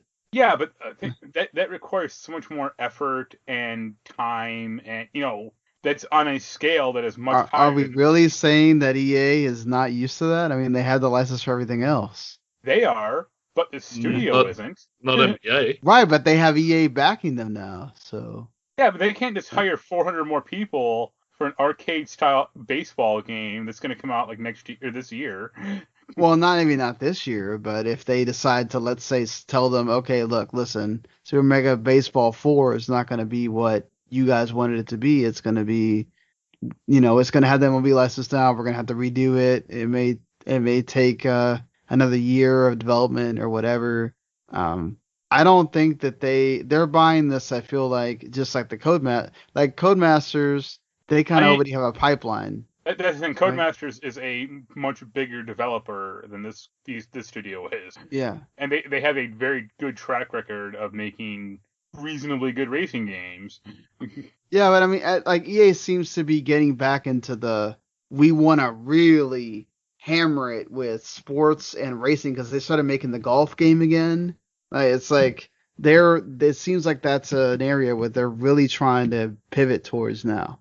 Yeah. They got nothing Especially else. with Oh. Well, that's because that's where EA finds most of their successes in sports games. yeah. Let's Because try to like see what we can do even in though they Ultimate have Team. yeah, But It's like sports games and Apex Legends, and that's about it. And Deadlands, well, Battlefield. Star Wars. Mass Effect will do fine. Yeah, this Oh one yeah, will, but who knows about the next one? yeah. This one will because it's just a remake of the first three Yeah, games. like Yeah. You know, it's not hard to stuff up something that you've already made. Yeah. I mean, and they got very fortunate with Jedi Fallen Order. So Extremely lucky with that that's game. because they actually Yes. gave it to a developer that is good. Like, and they didn't try to make them like cash grab. yeah, I mean, and they seem to have kind of gotten the idea with that Dragon Age that let's not try to make this more than what it is. So let's see. Let's see on that for sure. I think I- it's just I get you guys. I totally get y'all with EA, man. They have a lot more of moments of making you scratch your head and be upset about, man, look at all the studios, all the games that went away because you just bought that and did nothing. I feel I should talk about. I've been watching some video retrospectives on Spore lately Why? because it's been like 10 years or 12 years since that game came out, and that was supposed to be like EA's biggest game. Yep. No. Just didn't No. hit at the right time. That's all right. One day we'll get Sims 5 in about 20 more years. Well, I don't know how like I mean, this is like when I saw the story, I immediately thought of Mark because Mark is a huge Giantbomb person. And like I know who all these people are that were Alex Navarro, Brad Schumer, Vinny Caravella. I watched some of their stuff, mainly the like end of year, game of the year stuff, and I listen to the Bombcast here and there and the Beastcast here and there. I'm not religious every week about it. But like, if you were paying attention to games at all, growing up, at least here in the States, like you knew a lot of these guys from GameSpot and then they move over and do Giant Bomb all together and everything. Like, Carl, how familiar are you with Giant Bomb and did this do anything for you at all? Not overly, Yeah. unfortunately. I did know of the Giant Bomb crew and have sort of seen their work over time, but I never really bothered with the podcast or sort of following their work in general. But if there's something that I do notice, it seems to be that a lot of these sort of long-term or sort of longer-lasting sites lately seem to be losing a lot of people. Like we've got Giant Bomb, and then we had Dual Shockers as well, losing a bunch of people. It seems to be time for people to start jumping ship and start trying new Yeah. things. I mean, US Gamer went down because Reed Pop couldn't, I mean, COVID kind of killed them as well, but that was sad for me. I really love that site. So to see, I mean, it's cool to see a lot of these writers, get to have their big moments of joining IGN and other places, but it sucks that they all had to leave one place to scatter. And, what do you think is going to happen with Alex, Brad, and Vinny, Mark? Like, I don't know, but I'm that guy that Benny sounded pretty burned out because they've been doing that job for almost 14 years. yeah, So think about that. Like, that's a long time to do that job. I mean, they've been doing GameSpot even longer. Like, add like 5 years onto that. So for him, it sounded burnout. Brad, I mean, he probably just wants to do something else, and I get the feeling that like the company, whatever Red Ventures, whatever it's called, they probably want everyone in the same city now, not Giant Bomb East, and probably Alex didn't want to move, so I could see that as well. But yeah, it's a shame. yeah, I mean, Brad's been doing that for so long. I mean, each of those With guys, Jeff. like Vinny, was like not quite editorial like GameSpot, but like when they launched GameSpot, it was Jeff, Ryan, Vinny, and Brad, and Alex showed up like a year later. Well, he was like doing screen, but he's still occasionally doing like GameSpot stuff or Giant Bomb stuff as well. So, I mean, Yeah. I've kind of left the site somewhat. I don't listen to the Bombcast nearly as much anymore. like their content kind of went a little stale or downhill. I mean, partially because of COVID, but also just site burnout or content burnout. So Right. yeah, I don't fault them. I mean, it's a huge shame. Like, and they were like trending on Twitter. Like the news broke Reddit for a few hours. It seemed like. Yeah. It was like really massive because those three guys are like the I mean, guys. they're like if you were, like I said, if you're growing up at all, I mean, in games, I mean, like those are people that probably inspired so many of the ones that are writing and talking about games now. I mean, Yeah. so, it's crazy, and like you really don't know because like who's like Jeff is the only He's the like last one yeah there. and it seems like he's only staying on for a little bit, and then I don't know. I mean, Giantbomb will not be the same. Will they just go away? You know? No, it'll probably be I mean, if he does somehow go away, he'll probably be merged into GameSpot somehow. But Yeah, yeah, I wouldn't be surprised. I mean, and GameSpot's had its own like losing to some people and mass everything exodus. too. Yeah, Yeah, so it's not great. I mean, see, this is what happens when you have corporations buy gaming sites. But sometimes and it's also what you what. this is also what happens when game companies buy smaller studios as well. Yep. So it's not great. I mean, all of these guys have been around long enough where I don't, they're fine. If they want to do other stuff, they have no problem finding They other usually, places to be at. I mean, they probably won't get into game writing or doing game stuff like editorial, but the usual thing is to either get out completely or to like start like game publicity or like press releases or game press. Well, I mean, they could do their own Patreon and all that stuff if they wanted with Sure. their own shows. I mean, so like I would not be surprised at all if they all just. I mean, how many sites have we seen now with like Good Vibe Games and Fanbuy has been like where they're starting and some of it's done with like Patreon, Yeah. So I'm not saying they have to start a whole site, but they could definitely, if all these podcasts can exist with just Patreon, I mean, they could do it too if they wanted. But I don't know. It's like, are they all going to want to do that? Yeah, if they want to, like All right, so I'm just going to mention these really quick because before we get to that, I was going to talk about this earlier and I kind of forgot. We don't have to spend a ton of time on this, but just wanted to take everybody's kind of thought. This was a big thing during the week, last week, and this we all review games here. We all have our own method of reviewing games. I think I should state that while we do work with embargoes and everything, embargoes are not an actual deadline. Embargoes are a deadline usually imposed by the website that you write for or do content for.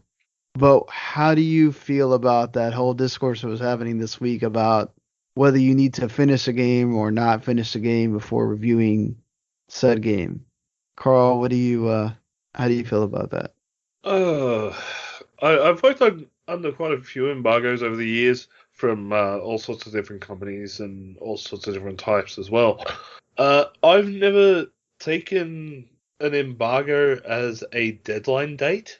It's more so of a date of please don't release anything until this particular date where it's going to affect our marketing or it's going to become overly detrimental to the playability of the game.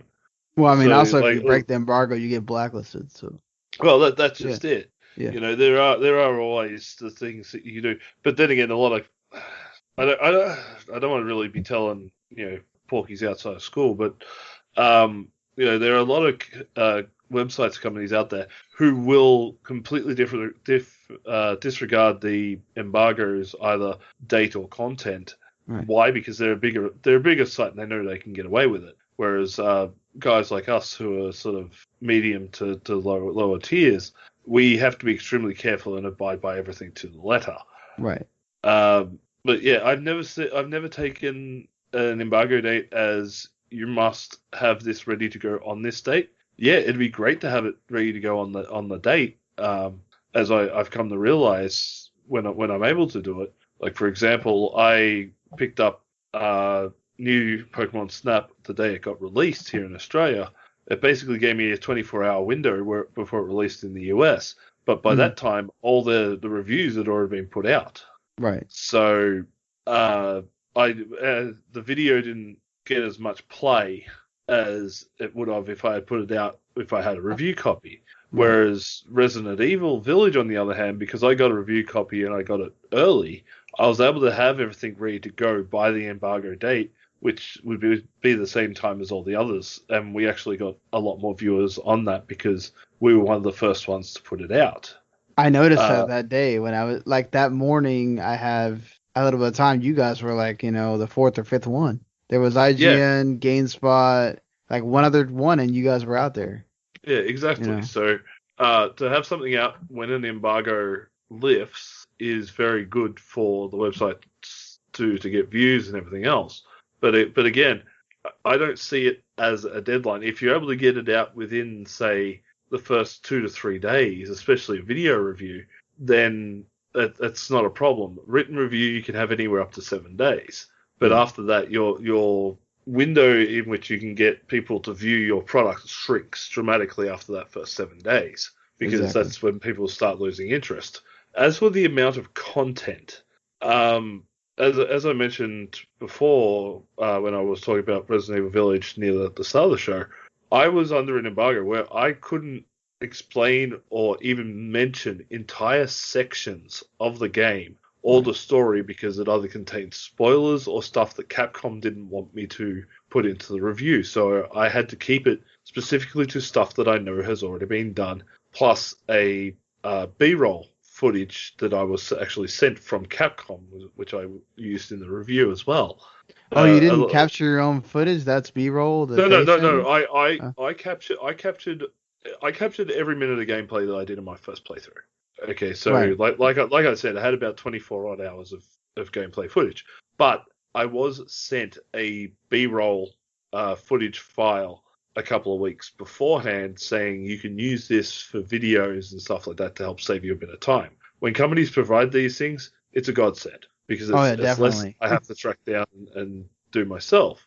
In my own personal opinion, this again, it's probably my own style of doing things, is I prefer to play the game through enough that I understand what the developer's going for in terms of story, gameplay, sound design, graphics, etc.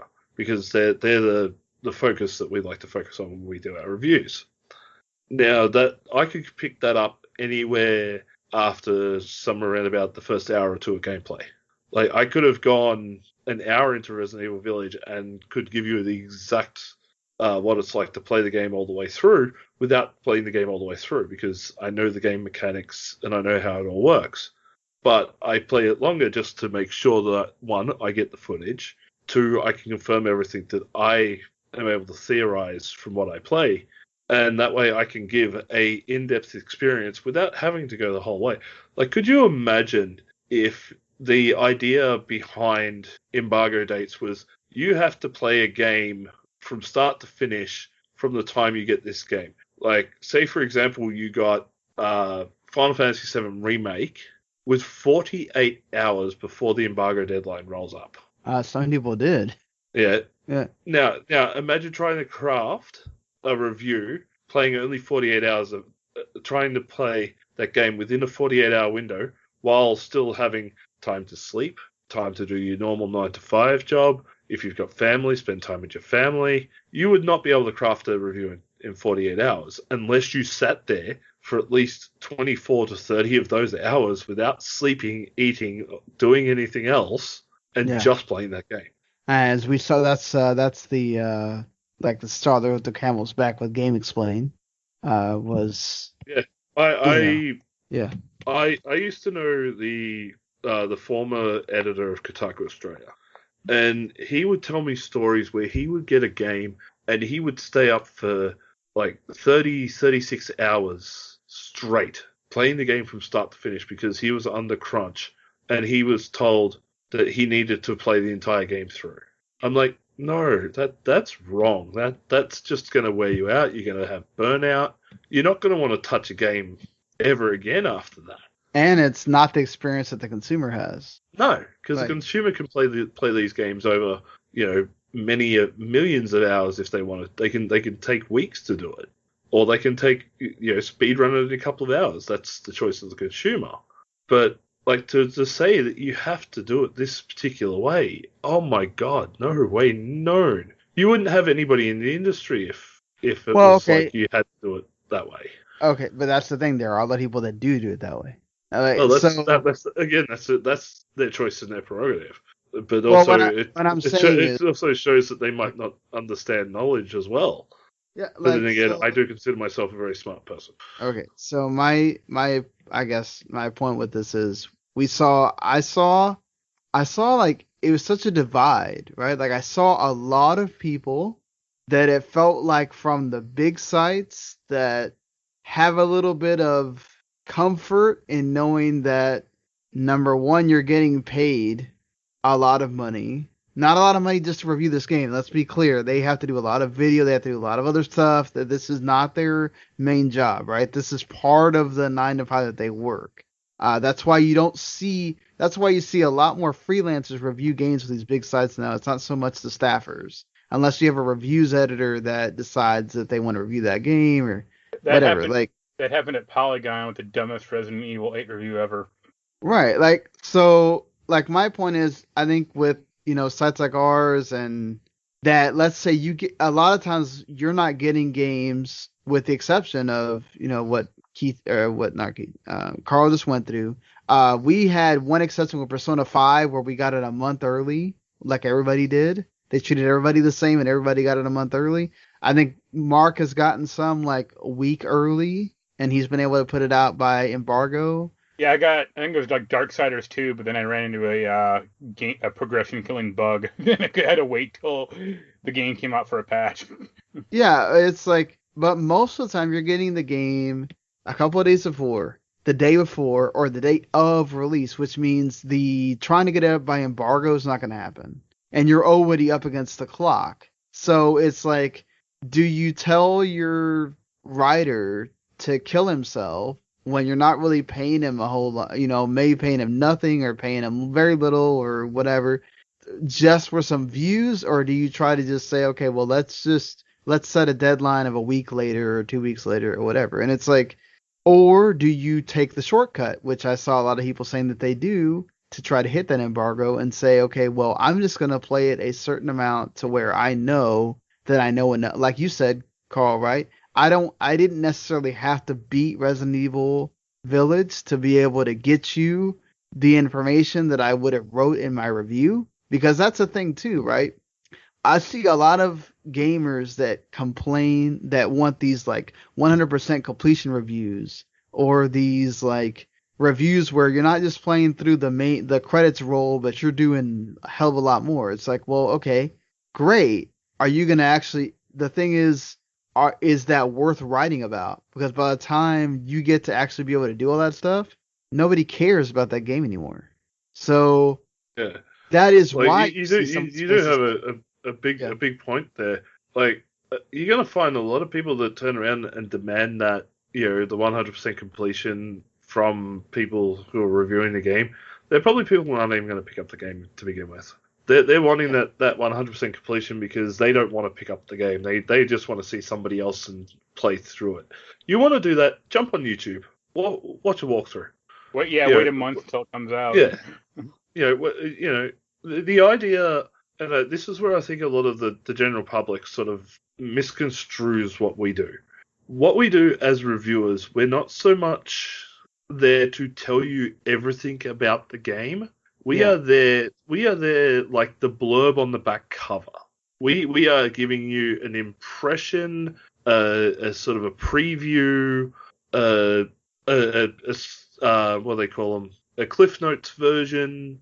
We are there basically for two reasons. We are there to basically summarize what the game is, what it does on the base mechanical level, what it sounds like, what it looks like, and tell you how we felt about it. And the other part, and this is what a lot of people do give a lot of places a lot of crap for, is we are there technically to sell the game. We are a form of advertising. That's what a reviewer's always been. It has always been another form of marketing. We are there to sell you on the game if we like it, or we're there to persuade you not to buy it if we don't like it. Or we're there to give feedback to the developer as a part of our review. That's the way that the community managers and PR people, that's how they view us. We are a source of feedback. Right. But I don't think the general public sort of understands that. And if they're saying, oh, you must play a game to 100% completion before you review it, then you might see maybe 1 or 2 reviews out there. And even then, a lot of the reviews will end up the same, being, I played my way all the way through this game. Oh my God, I don't want to touch it ever again. Well, because if you're able to do that in a short amount of time, burnout is going to be one of the biggest things. And we got into this industry because we are gamers first and foremost. Exactly. Nobody stops being a gamer because you review games. Exactly. We are not machines. We are not here to crank out this stuff. We still want to enjoy the game. We still want to play it like we're going to play it, back as we did as a kid, or, before we got into the industry or whatever. We are still here to explain the game itself. We are here to market the game. We are here to give you our impressions. Some people can do it on, half an hour playing. Some people do it after playing the whole game. Fine. Yeah. But to demand these things of the reviewers, no, that is not our purpose. Yeah. I mean, I get it. If you have a short game, should you finish it? Yeah, you should before you write the review. I think but also at the same time, if you're playing something that is undeniably broken or just an absolute terrible game, once again, should you have to finish it? No. What was it? Resident Evil Umbrella Corps. I think I played that thing for about a whole half an hour, and I was able to work out everything in it, and I went, "This is trash," and I did that much in my review. Well, what about the story, man? Come on. Oh yeah. But Final Fantasy 15, I got that 3 weeks early. Now, I never put out a review, and I sent an email back to my my contact at Square Enix saying, we're not reviewing this game because what you've put out for the review, it's missing a whole heap of patches, and you have the developer coming out and saying, I'm going to fix content in about 3 months. Yeah, they redid chapter 13 and all that, yeah. Yeah, so why am I reviewing something now that is not worth reviewing? Incidentally, that's our Cyberpunk review as well. We did the same thing. Sean got it for me, and I never wrote a review because I was like, well, I like it kind of, but it's still kind of busted. So yeah, I got a copy of that on PC. I sent an email straight back saying, due to the extremely buggy nature of this game, I will not be reviewing it until it is in a playable state, which it's still not. So I still haven't reviewed it, and that's even with interviewing developers and everything at CD Projekt Red, and I actually have a really good reputation with them because I'm honest with what I say. Yeah, I think I kind of get it from a consumer's point of view, right? Of there are games that change their gameplay halfway through. There are, games. Not really. Name 10 games that do that. Oh, so I'm just saying, okay, so let's say Returnal was what brought this all up, right? People that were very frustrated with the game, people that played 30 hours and couldn't beat a certain section, so they just reviewed it there and they didn't try to beat it, and so people got mad. I beat it. I think it's a good ending, but I got to wrote the review 4 days ago if I really wanted to. I firmly believe in what they call Wolpaw's Law. That's an old GameSpot thing about generally speaking, you can form an opinion on a game within the first half hour to an hour.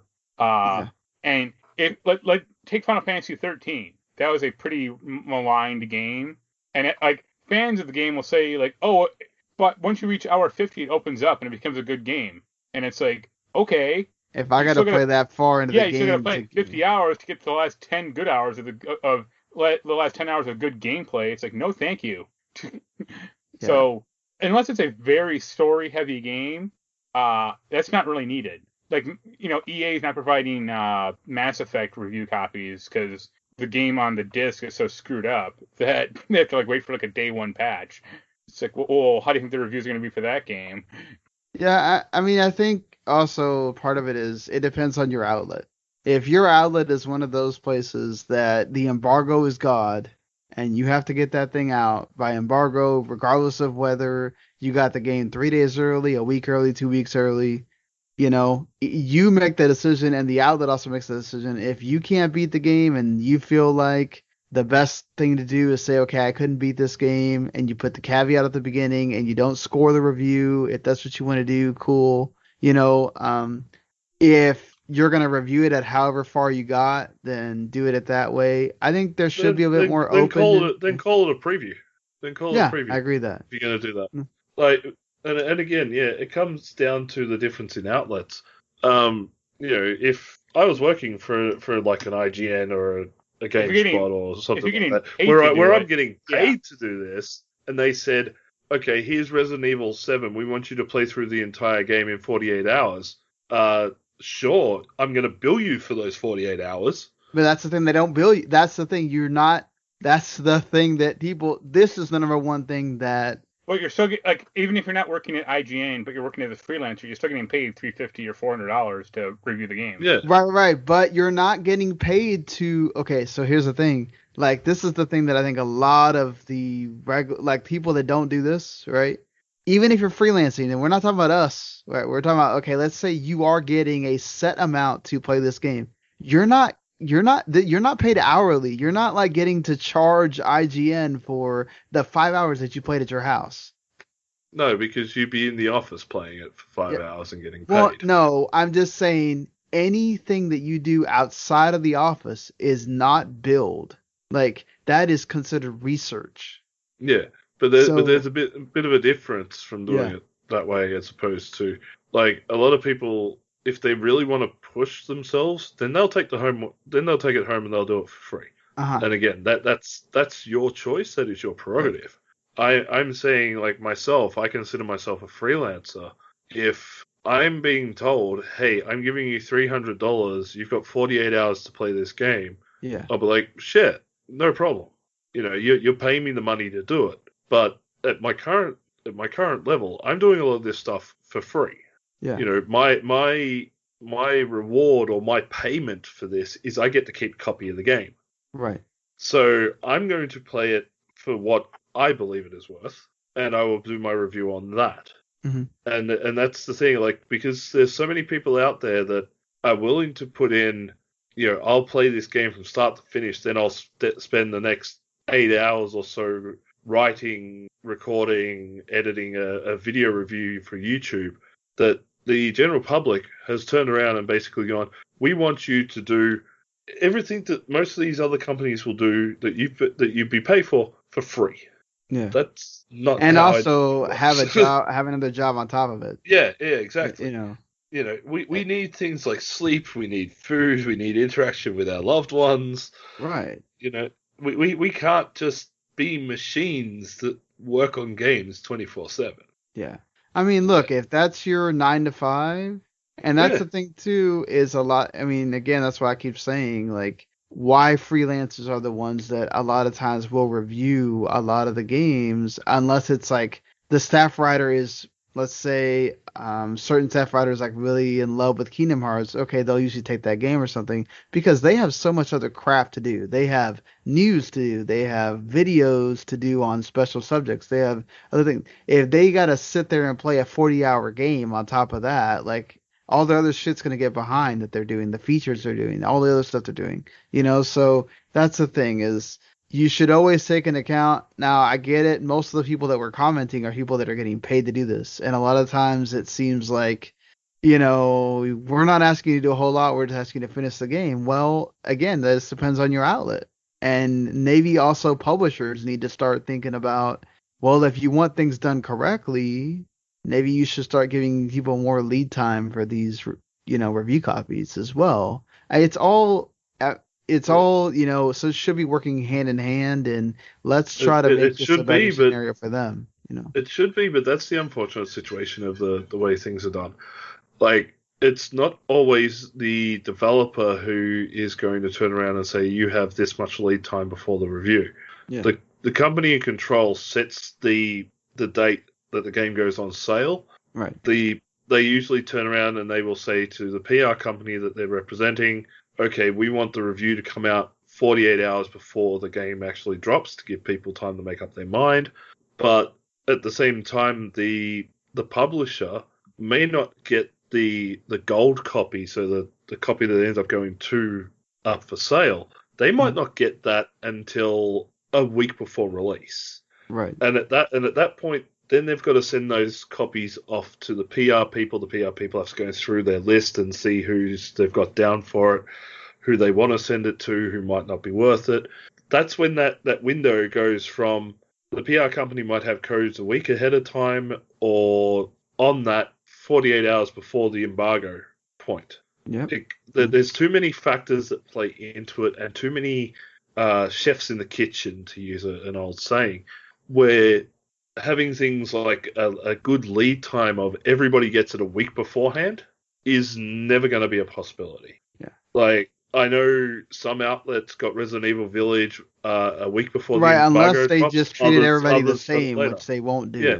Well, no, it's not even that. The reason, and I actually asked my contact why I was getting the review copy only 48 hours before the embargo time. They said because they underestimated the amount of copies that they were going to be sent through Capcom. Capcom sent them a certain amount, and then they went down their list and they got all the sites that they usually do, and then they got to some of the other people who were like late getting on the list or something like that, and they had to be put into a second round. Like they don't. It's not like they just sit there with a code generator and going, okay, I need. Oh no, they don't. 150 copies generate, and they send them out. No, they have to wait for the publisher to send them the copies to the PR company. Then the PR company has to distribute those codes to the actual website. Yeah, and a lot of times they don't find out their allotment. Sometimes even until the day before the game comes out. Exactly. So, and then they've got to sit there and go, okay, well, there are the big sites that are excluded here. They have such good contacts, and they're like, that they're gonna get them. But when you get past those, everybody goes into this. Okay, there's a second round, sometimes a third round. Sometimes they're like what happened with. I've had where I'm really good with those contacts, but because they didn't. They ran out of their first allotment, and the second allotment didn't come until well after the game came out. Sometimes I've gotten a code a week after the game comes out, and they go, "Hey, here, our second allotment came late." Yep. Yeah. And in that case, well, there's nothing you can do about it. Yeah, exactly. Again, it's like a lot of people, the general public, when I say a lot of people, they seem to be turning away from some of the biggest sites, and now they're looking at more independent sites and YouTube influencers and stuff like that to be their main source for reviews. Well, some of these people aren't high on that list, and that's why they don't get the game until like a certain time, either before or after an embargo. Yeah. But again, I think it's just we are living in that generation of instant gratification, where people are expecting everything to be done ultra quick to the point where they don't seem to really understand a lot of what goes on behind the scenes, because we do keep a lot of this behind the scenes. I think this is probably the most open I've been about any of this on a podcast in ages. Yeah. But like, again, it's the expectation of the people. They need to realize that. I mean, they're like that with humans. We're the people, developers in general. So yeah. So humans do these things.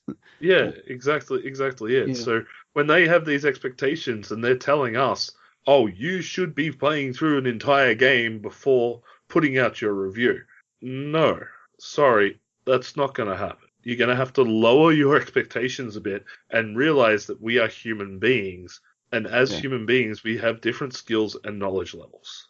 Yeah, and if you can't understand that, then fine. Go and look for that robot. Go find that robot, follow them, Yeah, and I mean, they're going to get a lot of credit about being, oh man, he's hardcore, like he loves doing this, he's got so much passion, and it's like, cool. I mean, listen, nothing against the people that want to do it that way. You do what you want, what you can, and what you want to do. Will they get something out of that? Probably, sure, because it does make a difference. Like that next time that game comes, and this is why hitting those embargoes isn't a deadline, but why it's important because the next time that publisher has a game come around, they look at that stuff. If you took 3 weeks to review that game, you're still gonna be somebody that's gonna get the game the day that comes out, the day before, whatever, or after the game comes out, because they're gonna say, okay, well, you're not, like you said, it's not necessarily about selling the game to somebody. It's also about they want publicity from from taking the $60 that they didn't give to someone else and giving it to you. They want to see the fruit of that effort. Like they don't get to see your exact numbers, but they want to see that they didn't waste their time giving you the code as well. And sometimes when you take too long to do something, that impacts you negatively because you were trying to do it at your own pace, or you had other things come up or whatever. A lot of times PR people understand. True. Yeah. But it's like, again, this is from our side of the curtain.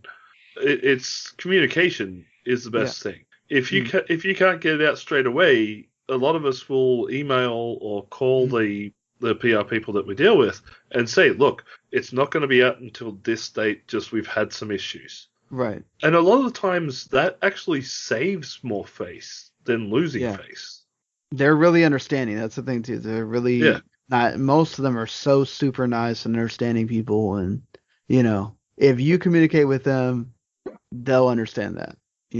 So even then, if you don't, like, that's the thing too, is like they're so understanding that as long as you gave them a link to something that say took you a month to do, they just appreciate the fact that you freaking did it and you gave them the link.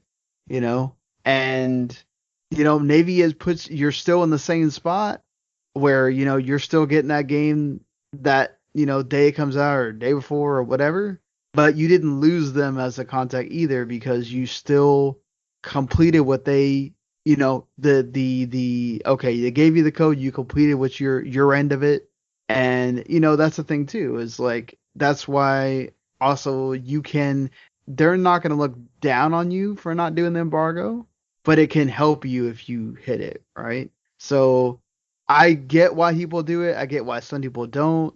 It's up to you how you want to do it. But this is why everybody has their own way of doing everything. If you find out that person didn't beat the game and you don't like that, you don't have to read their review. It doesn't mean you need to go, harass them or make them feel like crap. But you don't have to read their stuff. You can go find somebody that you can go find their trophies on PSN and find out they completed the game if that's what you want. Well, when you get a pre-release game, trophies don't sync. Right, but I'm just saying, like, it'll sync the next day, the day the game comes out. Not always. No. Most of the time, though, they end up syncing at some point. But Yeah. Anyway, we spent a lot more time on that. I was thinking we were going to, but so. With E3 coming up, we're about a month away from E3. We're gonna go through the big three, even though we don't know if Sony's gonna do anything at all right now. We do Nintendo, and we do know Nintendo and Microsoft are gonna be there, and then we know Ubisoft is having their conference, Ubisoft Forward, whatever, and Square Enix is having their presents, and then I don't know what else they're gonna do there. So we're going to kind of do this week by week until we get to E3. And this week, because Nintendo kind of had some other news, with some of it we were going to skip involving their movies because that we were like really behind on this now. But Nintendo did reach a big milestone for them, which is almost 85 million Switch consoles sold. They had one of their most profitable financial year on record without releasing a lot of stuff last year. Just selling Animal Crossing, Mario 3D All-Stars, Mario Kart 8 Deluxe, and older stuff. What do you think about like what we could see from Nintendo when it comes to E3? Do we think that the Switch Pro is going to be shown off? No. No? No. I don't. The whole idea of a Switch Pro and stuff like that, I don't think we're going to see that. They've already done the Switch Lite. That's about as far as I think they're ever going to go. I think it's being worked on. I mean, definitely with all the Bloomberg articles and all that stuff now coming, like that's come out, it's being worked on. Will it get shown at E3? I don't think so. I think a lot of people are going to be thinking that it will, and it's not. I think they're not. Unless, okay, here's the only thing I will say. If it's not really meant to be like a Switch Pro, and it's meant to really be more of like a Switch with a bigger screen and it can do upres 4K, then yeah, we might see that. If we're talking about something that's really is a Switch Pro, like, comparing it to say the PS4 Pro and the Xbox One X, no. I think that'll be Nintendo's own direct that they'll do that for. I don't think they're going to take up a big chunk of the E3 direct to do that. So, like, Mark, what do you think is going to be something that we're for sure going to see? Some Zelda collection. You think it's going to be like Zelda Anniversary, or a bunch of Zelda games that are cheap and they can package together and sell you for $60. Yeah, I feel like that was a real big disappointment when they revealed Skyward Sword HD. I think a lot of people were expecting, okay, where's the collection like Mario? Why is Zelda not getting the same love? Did you feel that at all? I mean, I don't know how big of a Zelda fan you are, Karl, but I'm not that much of a Zelda fan, but well, at least the newer stuff, I think I sort of stopped with Ocarina because after that, I felt like they basically were just repackaging Ocarina over and over again. Yep, good call. But would I like to see a Zelda collection? Like, Zelda 1 and 2 and maybe Ocarina and Majora's Mask all in the one package? Yeah, I'd love to see that. I mean, I'd like to see like a Zelda, put like Zelda Link to the Past, put like a remade version of it with that Link's Awakening game engine. That'd be cool. And then like Minish Cap. That's the thing. I'd like to see more of these type of collections have even if it's a bonus, give us the Game Boy Zelda games or something like that. Yeah. Everything seems to focus on the consoles, but some of the even the Zelda stuff on like Game Boy was Game Boy Advance, Game Boy Color. Like some of that stuff was extremely well done, and it gets no love. It gets no love. Capcom did that with Mega Man Zero, which is kind of cool. Yeah. I just thought, man, if that's what Mario comes Land out, collection, damn it.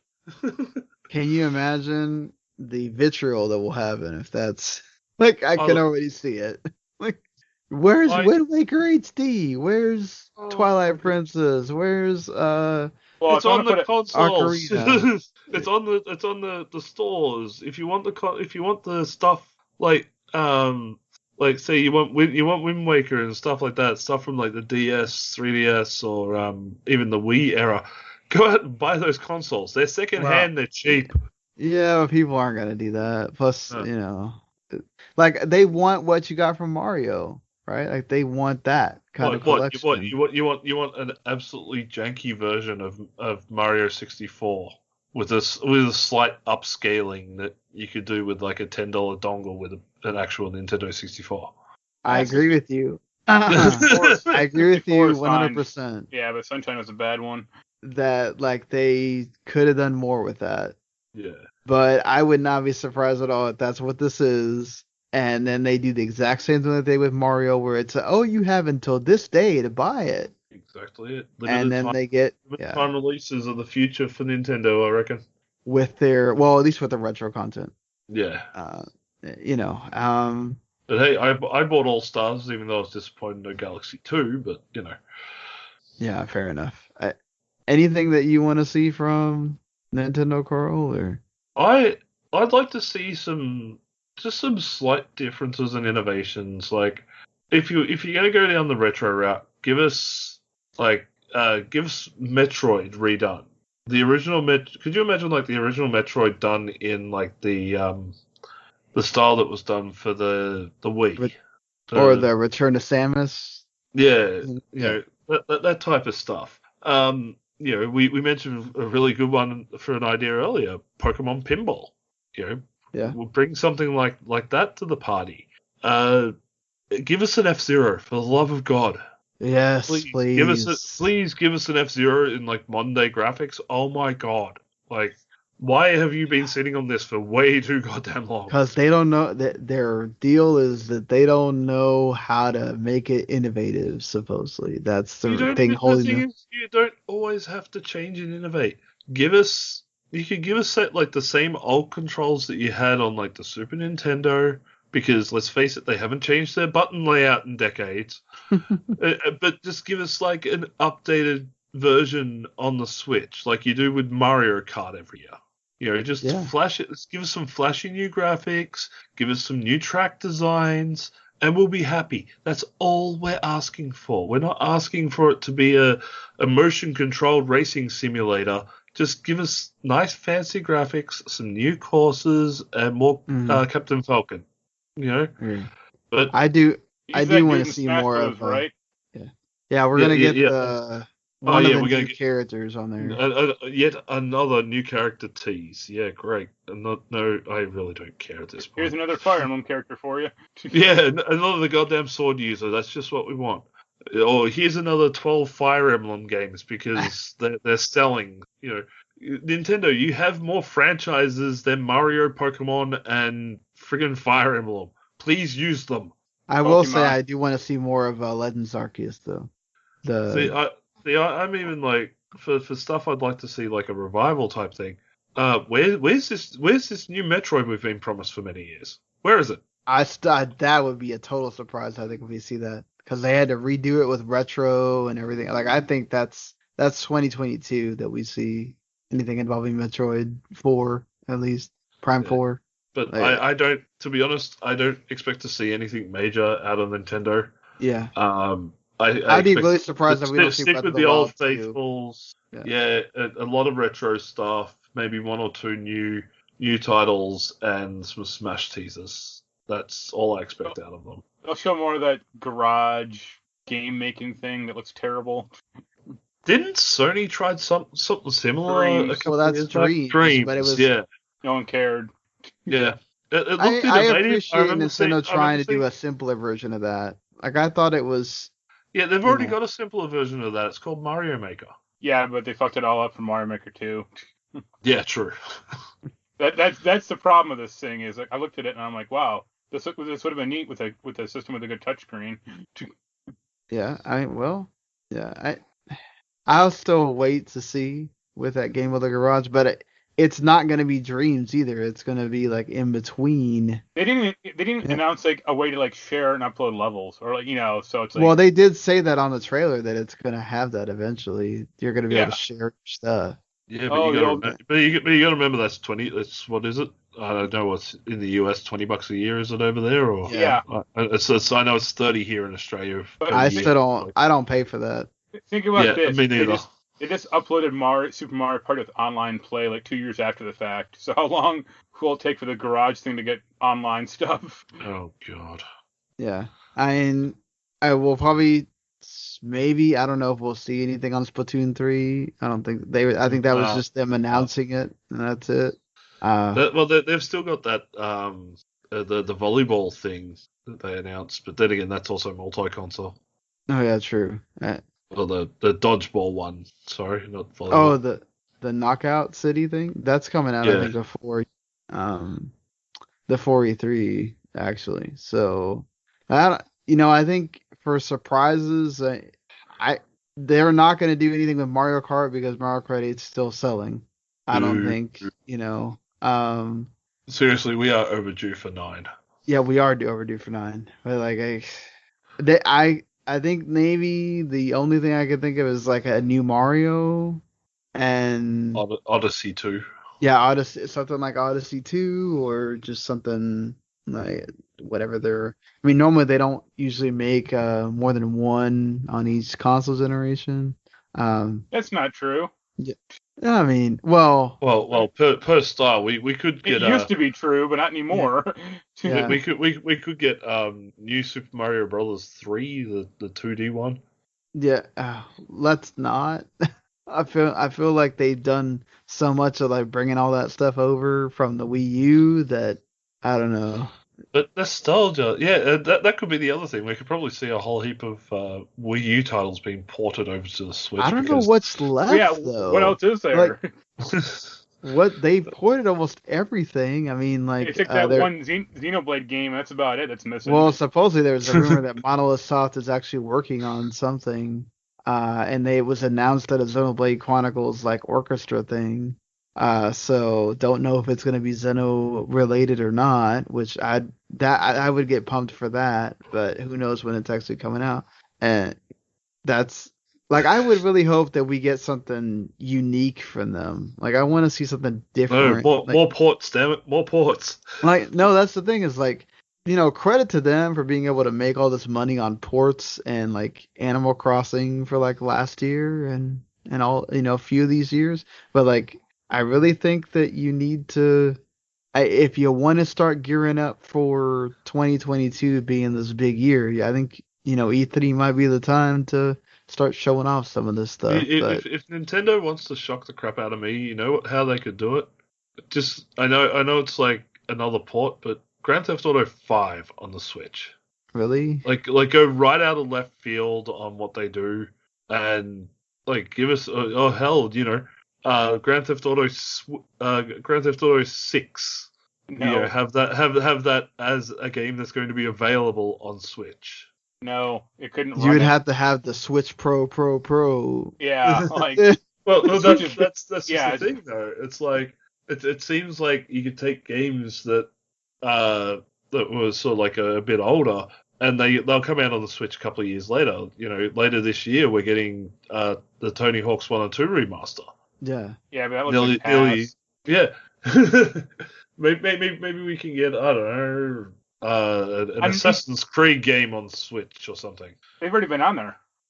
Are they? Yeah. Assassin's Creed like 4, 3, and I think one other one. I mean, you could put like the PS3 and 360 versions of GTA 5 on there. That's about it. Yeah, you wouldn't have the online for sure, because woof, Nintendo with that. But Could you put imagine? put Red Dead Redemption 1 on there. Yeah, Nintendo's a weird thing because it's like they're either gonna be something middling or they're gonna just start just delivering, like bringing out stuff that. When it comes to their first party titles, they will always bring out something really good. When it comes Yeah. to third party titles, it just seems like they're doing nothing but just lower res ports. And I think that's where they really need to start sort of fixing their relationship is they need to secure some third party games that will actually entice us to play the console. Like you But- you can't survive on your first party titles forever. I mean, that's I why I do appreciate like the Bravely Defaults and Octopath Travelers and that I kind of mean, thing you, too. you say that, but they've been doing that's their game plan since 1996. And, I mean, and that's the thing too is like that's why I feel like I don't think we're gonna see it at E3, but I feel like the Switch Pro is coming because they have to be able to get up in graphics a little bit so they can still kind of keep up with keeping those ports because they're doing well on. Okay, here's our first party. Here's ports that are obviously lesser on our system and people still buy them because they don't have the other consoles and don't know the difference or they don't care. And the indie games, which I will say the Switch has become like the indie machine that the Vita used to be, and so that's kind of been helping them as well. Like you have indies that only show up on PC and Switch now, or well, they have been for like the last 2 or 3, at least 1 or 2 years. So, let's see, because last year I felt like, well, last year they didn't really have it, but I think 2019 wasn't necessarily like a big, E3 wasn't this major. That direct wasn't something I remember like just being this, oh my God, you knocked my socks off. It's going to be interesting where direction Nintendo goes to. Is this another direct for Nintendo, or do they really put something behind it and surprise with something? There are some people that are still thinking that this is all a ruse and Microsoft's putting xCloud on the Switch. I don't think that's happening, but sure, we can keep keep having the dreams there. I just hope that we get stuff that's actually getting closer to release in general. Yeah, release that rate too. this year. Don't do the Like, Metroid Prime thing again. This year in general has just felt very lacking. Mm-hmm. Like, I go through the game releases, and I think I'm getting maybe one game for every month to month and a half of releases. To be fair, I mean, look at all the stuff that came out last year. I mean, COVID While was we're gonna all in become a lockdown, thing eventually. nothing came out last year. Animal Crossing came out last year. That's all everybody was playing. Everybody knows that. Well, Everybody was 7 addicted to Remake Animal still came out last year. Last of Us came out last year, and Cyberpunk should have come out last year, but it came out. No. Animal Animal Crossing. That was it. The world had Animal Crossing. Hades came out last year. I mean, Animal so, Crossing. but yeah, Nintendo's kind of a weird. The one game that would surprise me, and they could pull it off theoretically, is that GoldenEye remake. Really? No. If it was on Switch and the current Xbox, they could do it. Well, speaking of like Microsoft I and don't Nintendo, see that ever happening. any shot of like a Banjo-Kazooie?